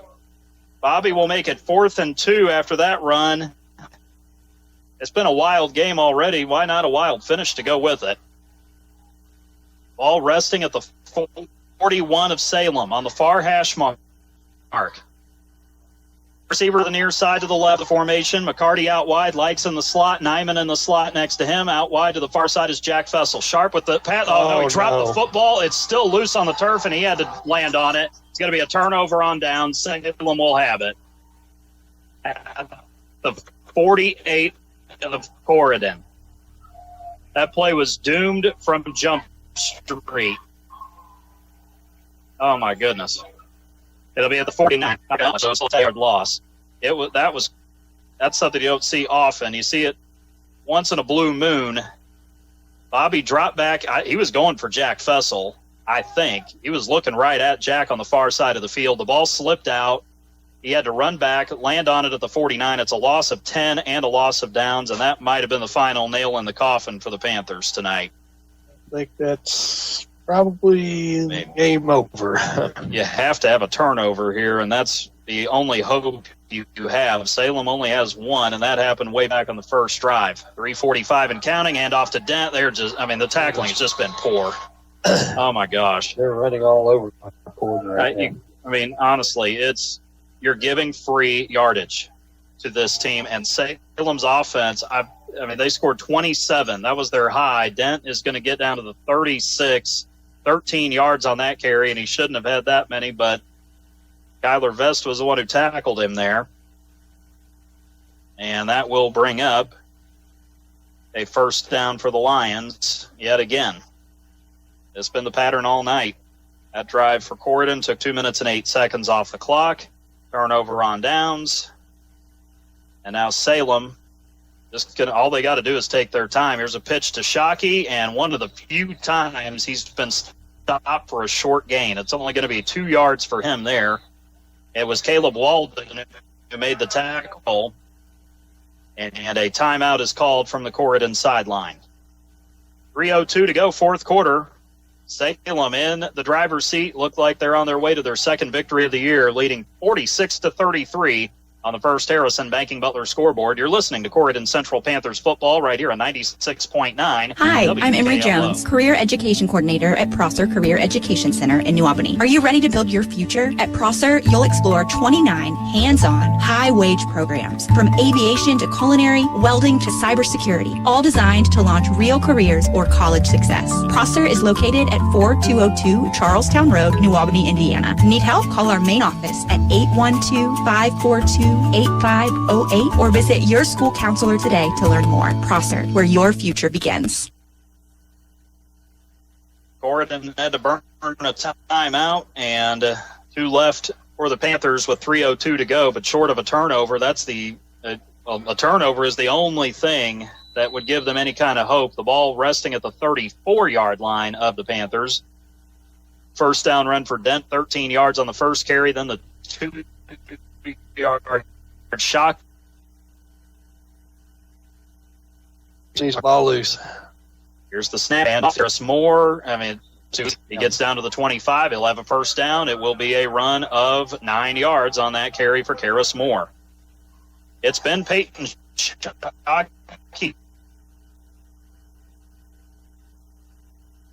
primarily. Is We got him 66 yards. But Dent and Moore, especially Dent in the second half. Dent 129 and Moore 83. Yeah. And those yards add up quick. Very quickly. And again, they're gashing Corydon's defense. Now the tackling is just not there right now. Salem can run as much clock as they need. 2.5 minutes to go on the game clock. Here's Dean right up the middle.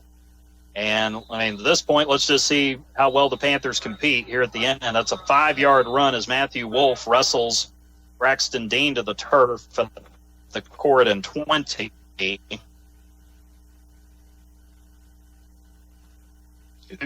24.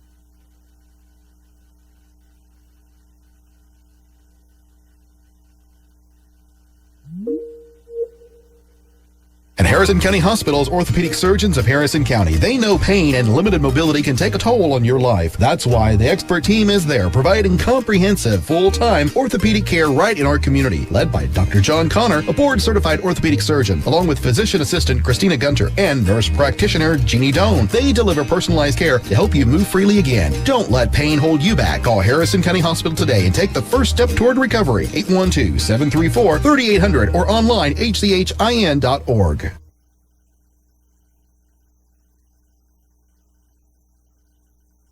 2:24 to go, fourth quarter. We had a little bit of a glitch there for just a second with the audio there, but it looks like we're back on and everything. Yeah. It was there. So we're second down off the 21-yard line. Actually, it was a 4-yard run for Dean, not 5, so just 1 yard less than originally thought. It's 2nd and 6 now, as Salem will line up. Dean under center, takes the snap, hands it off to Ferris Moore. Man alive, he just pushes his way down inside the 15. Just like fire is just his Corydon team. That is a run that goes for 7 yards for Ferris Moore. He's getting close to 100. We're on the verge of having possibly 300-yard rushers for Salem tonight. 90 yards. And this is a team, again, that has averaged 164 yards per game.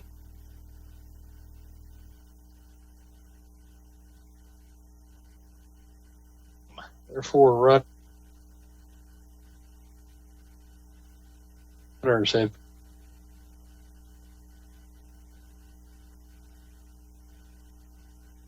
ran over everybody tonight.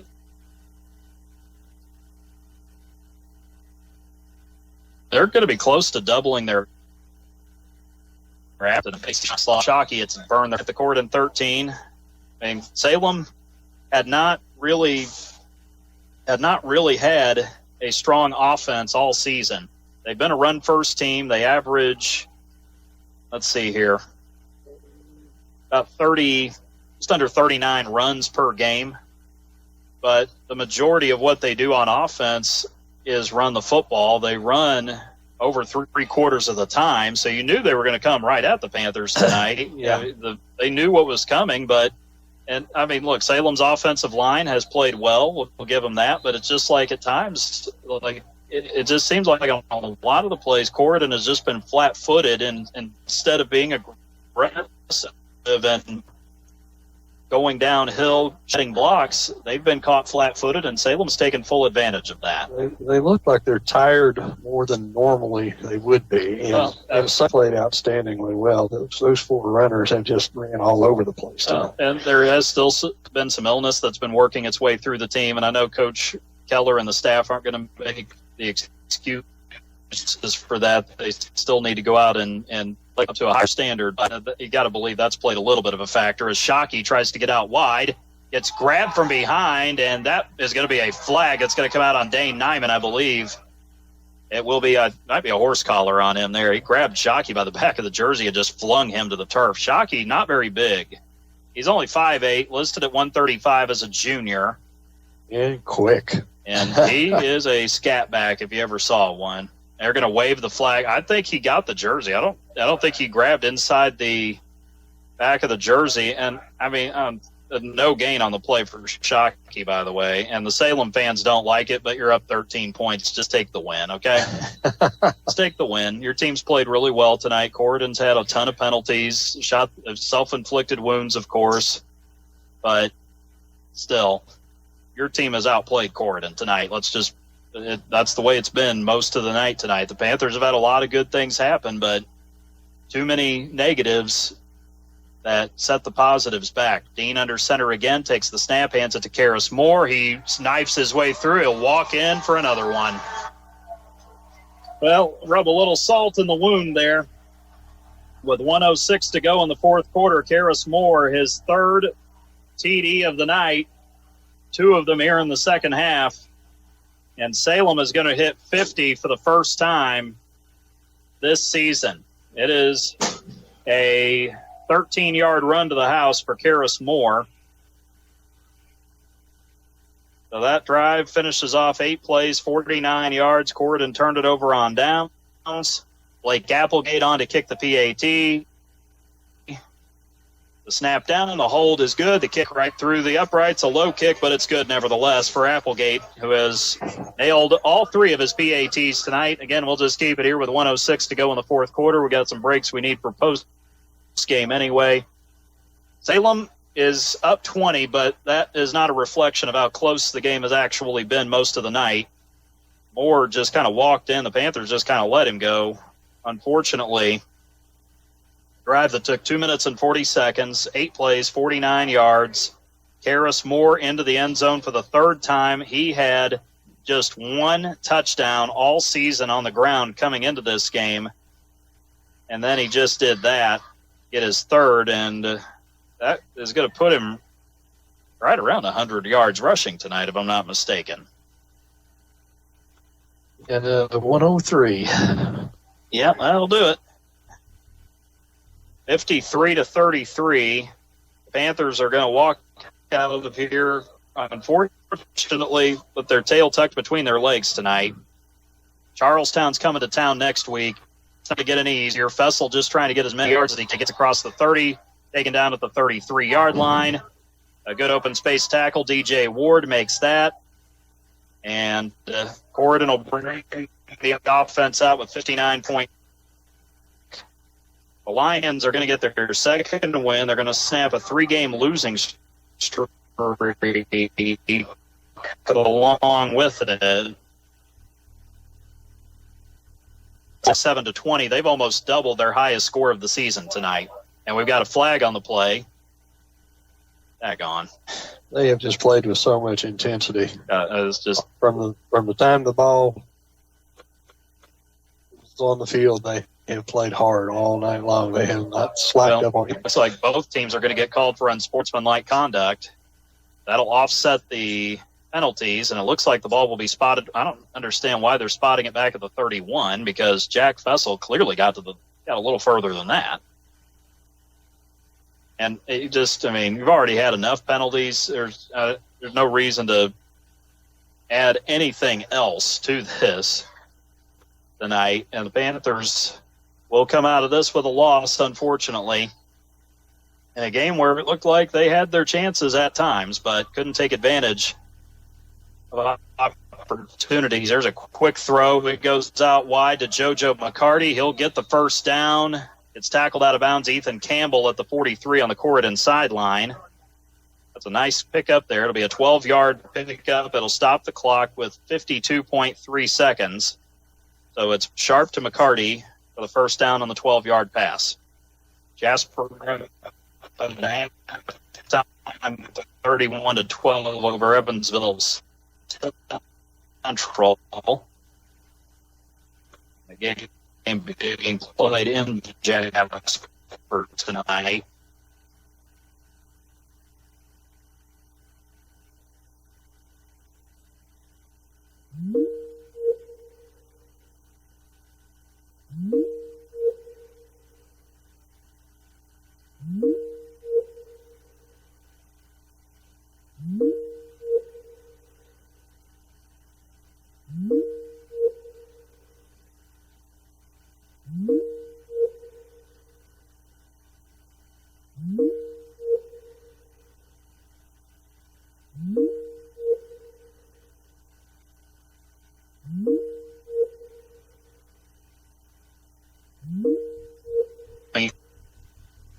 It's just going to make the score look that much more absurd. Here's a quick out. Lakes will catch it, but hit hard. That was a great tackle. Logan Dent out in open space. Typically a linebacker. Likes gets to the 47. It'll be a 4-yard connection on the pass, and that'll bring up 3rd and 6. A 4-yard completion, 25 seconds and counting. I don't think the Panthers have any timeouts left. And that's going to be it. Panthers are just going to wave the white flag, and that'll do it. Well, the score's a little more lopsided than the game actually was most of the night, but the Salem Lions are going to end a 3-game losing streak. They pick up their second win of the season. Both have come here at Jim Ralston Field in Paul Graves Stadium. And the Corydon Central Panthers will fall tonight on the road to the Salem Lions. The final score on the First Harrison Banking Butler scoreboard as Salem with the win, 53-33 over the Corydon Central Panthers. Salem improves to 2-4 on the season with the win as the fireworks go off here at Graves Stadium. The Lions are now 2-3 in conference play, snap a 3-game losing streak. For the Panthers, they fall back to 2-4 overall, 1-3, their Mid-Southern Conference record after the loss. The Panthers now fall to 1-2 on the road this year. Salem, meanwhile, improves to 2-2 here at home with one more home game next week. County rival Eastern Pekin come into town.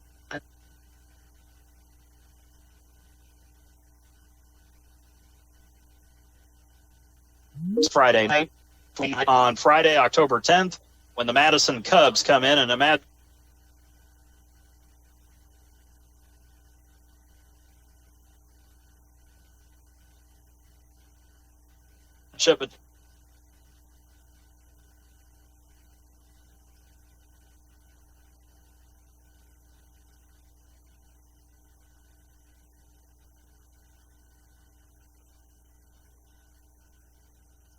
So we'll head into our day.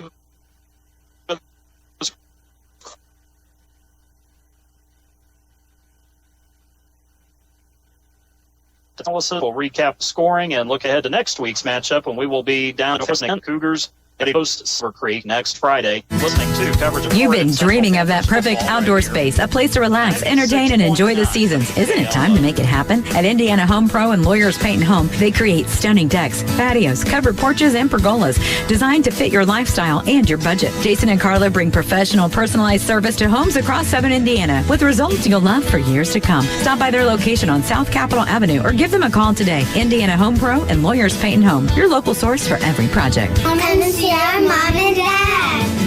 Are you looking for top quality crushed stone in Harrison County? Look no further than Davis Crushed Stone in DePaul. At Davis Crushed Stone, they have been serving Southern Indiana for years, providing the highest quality crushed stone for all your construction needs. Their locally sourced stone is perfect for driveways, roads, landscaping, and much more. Plus, the friendly staff can assist you with your order, ensuring you get exactly what you need.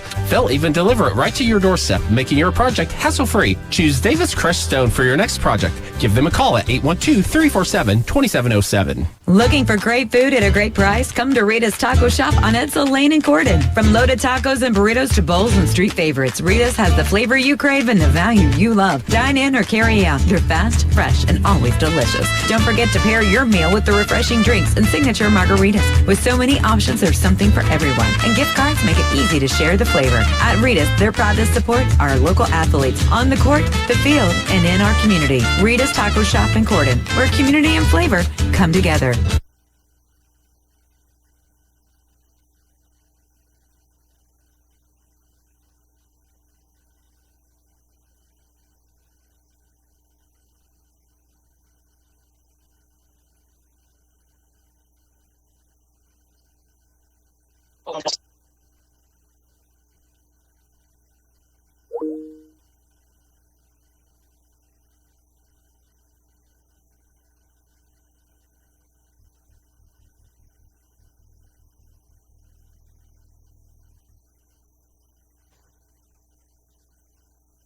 Well, the Corydon Central Panthers coming up short tonight here on the road at Salem. The final score a little more tilted from how closely contested the contest was throughout the night, but nevertheless, Salem does prevail here tonight by a final score of 53-33 in a game where points were plentiful, especially for the Lions. They had 9 offensive possessions. 7 of those result in touchdowns here tonight for this Salem football team, and the only reason it wasn't more than that possession in territory at the 19-yard line, and the only other drive that didn't result in points, they took a knee right before halftime, but other than that, 7 out of 9 drives result in touchdowns. The Lions prevailing tonight.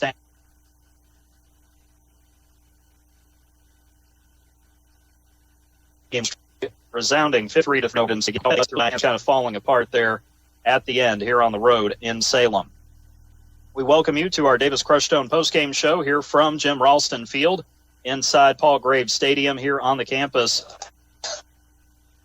of Salem High School here tonight, along with our statistician and analyst, Greg. I'm David Deaton with the play-by-play. The Panthers fall to 2-4 overall, 1-3 in conference play here tonight as Salem gets the win. And a tough loss for the Panthers, one that they will probably look back on later on, and they'll look back at the high amount of penalties they had in this game. Had 2 turnovers that certainly proved to be costly, but they just could not do anything to this Salem rushing attack. They knew Salem was going to run right at them. They were going to come right at them downhill, but it just didn't seem like the Panthers really ever had a true answer to slow down this Salem rushing attack, a team that came in averaging 164 yards on the ground per game, and they flat out won the line of scrimmage. The tackling just wasn't there for the Panthers tonight the way it needed to be, and while the offense and the special teams had some exciting plays in this game, Jack Fessel scoring 2 special teams touchdowns, just didn't seem like the Panthers had anywhere near enough defensively. That's where it really went sideways, jumping offside 3 times on extra points that led to Salem 2-point conversions. Salem had 4 2-point conversions in this contest tonight. So it was certainly a really difficult night for this Corydon football teams, some of that self-imposed, some of that because Salem really did play a quality football game tonight here on their home field. And for Salem, it's manageable. They could certainly finish the season strong. They're 2-4 right now. They're back home for their final regular season home game next Friday when county rival Eastern Pekin will make the trip up here to Jim Ralston Field.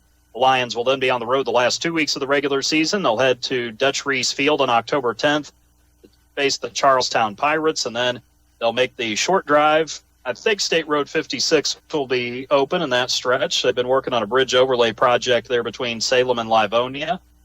So I would think that stretch of road will be open by that point, and Salem will be able to visit West Washington going the direct route to Campbellsburg there on October 17th to close out the regular season at Art Sanders Field. So big win tonight for head coach Roger Pennington and the Lions as they get the win. Let's go over the scoring in this one. And after Salem lost a fumble, Corydon also turning it over on their first drive of the game. Salem took over at the Corydon 11, had a 5-yard illegal shift penalty, but it didn't matter. Peyton Shockey would burst in with a 16-yard touchdown with 6:12 to go in the first quarter. They went for 2 because the Panthers jumped offside, and Braxton Dean would run it in for the 2-point conversion. Salem led 8-0. After Corydon turned it over a second time, this time in the end zone, Salem got it back at their own 20-yard line on the touchback. That goes 7 plays, 80 yards. And with 1:48 to go in the first quarter, Logan Dent, a 6-yard touchdown run with the Blake Applegate point after, made it 15-0 Salem in front. The Panthers would respond on special teams, 1:34 to go in the first. Jack Fessel getting a kick return that he took 97 yards for the touchdown. The Dane Nyman extra point gave the Panthers a little bit of life, 15-7 Salem at that point. That would be the score at the end of the first quarter. The Lions would then get it back, start at their own 35 after a kickoff unfortunately went out of bounds for the Panthers. 8 plays, 65 yards, and almost 4 minutes later, Peyton Shockey bursting out with a 35-yard touchdown run. Dean would run the 2-point conversion untouched with 9:52 to go in the second. Salem led 23-7 at that juncture. But the Panthers would, again, have a response, this time on offense, as they completed a 7-play, 50-yard drive. Thanks to a good kick return that set them up 3.5 minutes off the clock with 6:22 to go in the second quarter. Dane Nyman finished off the drive with a 1-yard touchdown run. Bobby Sharp tried to go to Jack Fessel for the 2-point conversion, but the pass was too high and out of reach. Salem led 23-13 halfway through the second quarter. The Lions would respond again on a 9-play, 78-yard drive that took 4 minutes and 20 seconds. Karis Moore able to dive in for a 1-yard touchdown with 2:02 to go until halftime.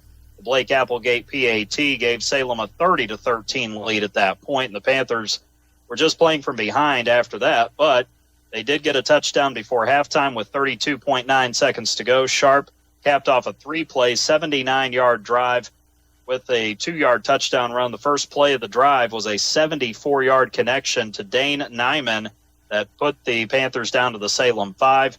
2 plays later, Sharp finishes it off with the touchdown. The Nyman PAT cut the lead down to 30-20. That would be the score going into halftime after Salem outscored Corydon 15-13 in the second quarter. In the third, the Panthers got the ball to start.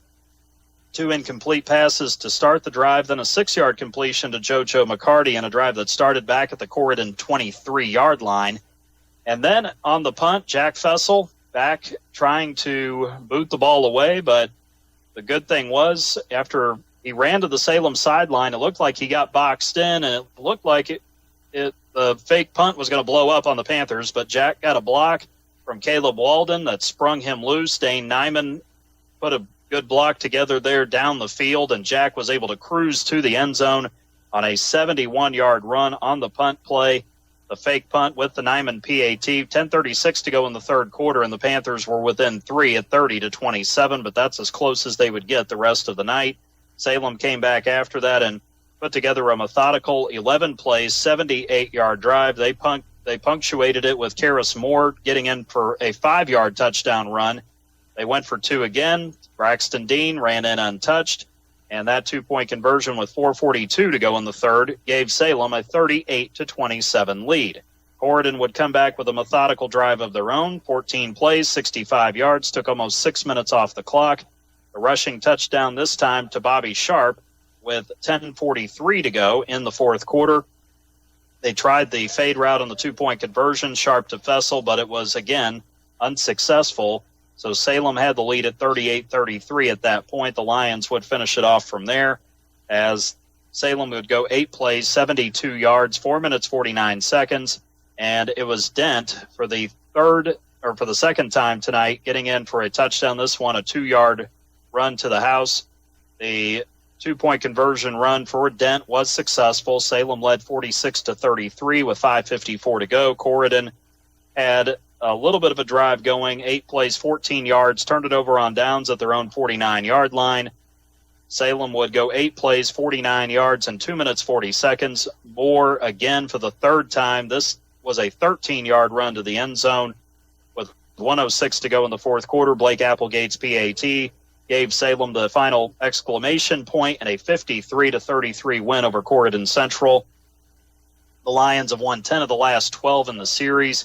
The home team has won each of the last 5 meetings now, and Salem improves to 2-4 overall, 2-3 in conference play. Corydon Central, meanwhile, now 2-4 overall, 1-3 in the MSC.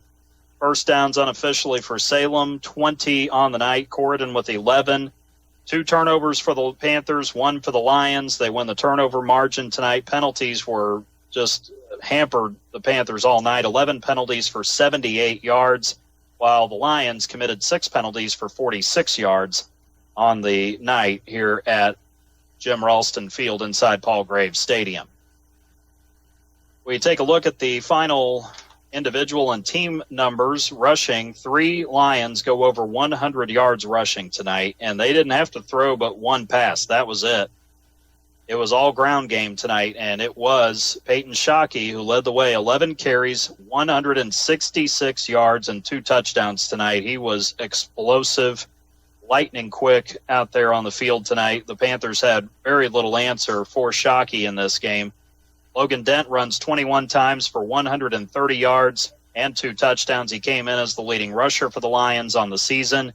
Karis Moore ran 16 times for 103 yards and 3 touchdowns, 3 100-yard rushers tonight for Salem.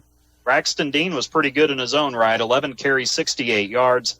The Lions ran 59 times for 467 yards in this game, almost tripled their season average in rushing tonight, averaged 7.9 yards per carry. Dean was 0 for 1 passing in the first half, and actually I think he was 0 for 2 on the night, but nevertheless 61 plays, 467 yards, all on the ground for Salem tonight. For Corydon Central, Jack Fessel actually led the way in rushing because of that fake punt that he ran 71 yards. Fessel had 2 carries for 69 yards and a touchdown tonight. Kyler Vest ran 11 times for 54 yards in this one. Bobby Sharp, 12 carries, 46 yards, and 2 touchdowns. Matthew Wolf, 3 carries, 14 yards. And Dane Nyman carried it 4 times for 10 yards and a touchdown. The Panthers were pretty respectable on the ground, 32 carries, 193 yards, averaging 6 yards per carry. Most nights that would be enough to pick up a win. But the passing game, while it wasn't too bad, unfortunately it was inaccurate, or there were more inaccuracies in the passing game in the second half. Sharp was 3 of 3 for 128 yards in the first half. He ends up going 5 out of 12 in the second half for 50 yards. Bobby went 8 of 15 passing for 178 yards tonight. Jack Fessel, the leading pass catcher, with 2 receptions for 52 yards.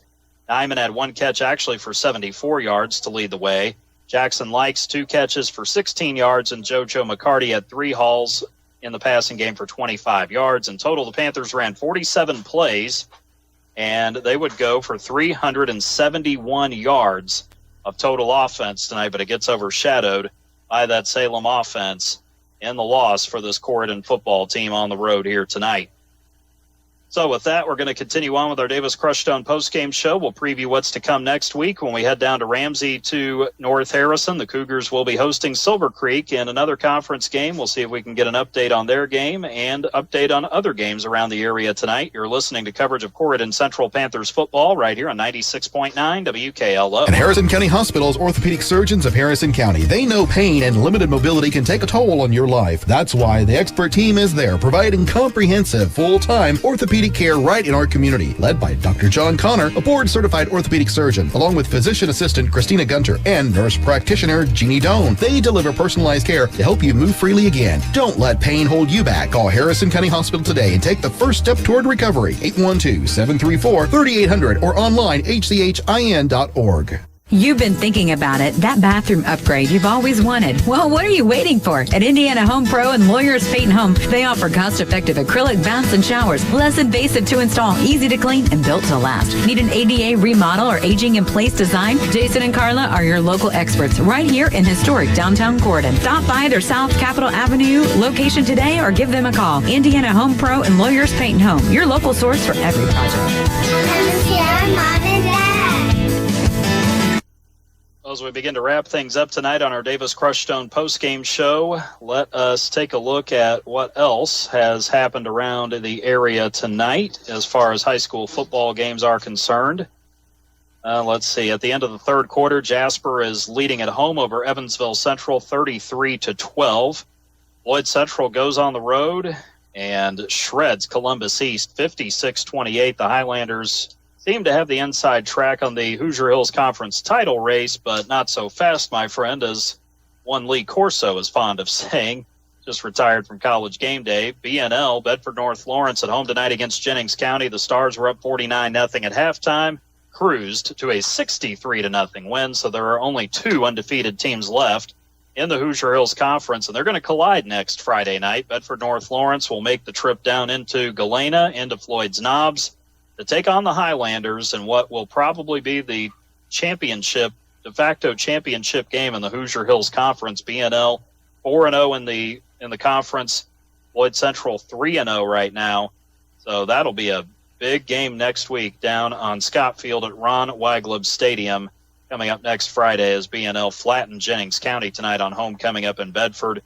Meanwhile, we got an upset alert in Fort Branch, a battle royale between two powerhouses, Gibson Southern and Heritage Hills. 10.5 minutes to go in the third quarter. Gibson Southern is up 17-13 over the Patriots in a hard-fought game. Now it's 24-13 halfway through the third quarter as I see a score update. So Heritage Hills on upset alert tonight, but it wouldn't be a total shock because Gibson Southern's a very good football team. And so the Titans trying to stop the winning ways of the Patriots, who have been undefeated on the season. Meanwhile, Providence goes to Madison. They roll to a 49-0 win tonight as the Pioneers dominate the Cubs. We have a mild upset tonight in Charlestown. The Pirates end Scottsburg's undefeated season. 20-17, Charlestown the winner. They are tied with Scottsburg now. Overall record of 5-1. As far as the conference standings are concerned, Scottsburg falls to 4-1. Charlestown now 3-1. So for Kyle Mullins and his Warriors, there goes the undefeated season, but definitely a motivating factor going into next week for the Warriors because they've got a matchup at Clarksville, so they'll step out of conference next week. Corydon will host Charlestown next Friday night, and so that's what the Panthers have coming up. Silver Creek escapes with a 23-22 win over New Albany tonight down at Hunter Station Pizza Stadium in Sellersburg. So a huge win there for the Dragons at home as they pick up their second win of the season. New Albany, meanwhile, falls to 0-6. Also tonight, what else we got? I'm trying to see if I could find anything for North Harrison. They were on the road at Eastern Pekin tonight. See if I can find something here real quick. I don't know if I'm going to find a score or not. I haven't seen any updates on that one tonight. No, not seeing any here either. So I'll check the scoreboard on John Harrell's site real quick. Let's see if we can find that before we sign off. Brownstown Central, by the way, takes down Seymour 59-13, a resounding win for the Braves. They were up 49-7 at halftime in that one. Let's see what else we have here. I already mentioned Providence. They won handily tonight. Lawrenceburg over Batesville, 48-6. Just seeing that one come across. So don't have a North Harrison score as of right now, but I know they're on the road at Eastern tonight. We're going to see the Cougars again next week right here on 96.9 WKLO. North Harrison will be back home again. They will take on the Silver Creek Dragons in Mid-Southern Conference play. The Cougars taking on Eastern on the road tonight. Silver Creek winning at home over New Albany tonight, 23-22. The Dragons have been struggling to find good consistency with a young team. Senior quarterback Cameron Black has had good moments throughout the season. Senior receiver Cooper Abel, junior Drake Altman, and junior Deontay Gazaway have been among his favorite targets in the passing game. Sophomore running back Sam Elliott has been among the bright spots out of the backfield. On defense, senior linebacker Nate Robertson and junior linebacker Jackson Terry have been among the leaders on that defense that's been struggling throughout the season. The Dragons came into this week 6th in the MSC in scoring offense and last in scoring defense. They're also the last winless team in conference play entering next week as well. So join us for our broadcast next Friday night. We'll be in Ramsey at Cougar Field as we'll get started with pregame coverage around 6:30 next Friday night from North Harrison High School in the town of Ramsey, with kickoff scheduled for 7 o'clock between Silver Creek and North Harrison. You can catch Corydon Central and North Harrison football all season here on 96.9 WKLO. Listen on 96.9 FM, streaming online at WKLO969.com, streaming on the YouTube channel WKLO 96.9, or you can listen on Alexa by saying, Alexa, listen to 96.9 WKLO. As we close up shop for the night, we would like to thank all of our sponsors: Harrison County Hospital, Denny's Carpet, Our Place Drug and Alcohol Services, Indiana Home Pro, Lawyers Paint and Home, also Rita's Taco Shop in Corydon, Ivy Tech Community College in Sellersburg, Prosser Career Education Center in New Albany, Dr. Black's Eye Associates, Bender Lumber, First Harrison Bank, Morgan's Auto Salvage in Paoli, and Davis Crushed Stone in DePaul.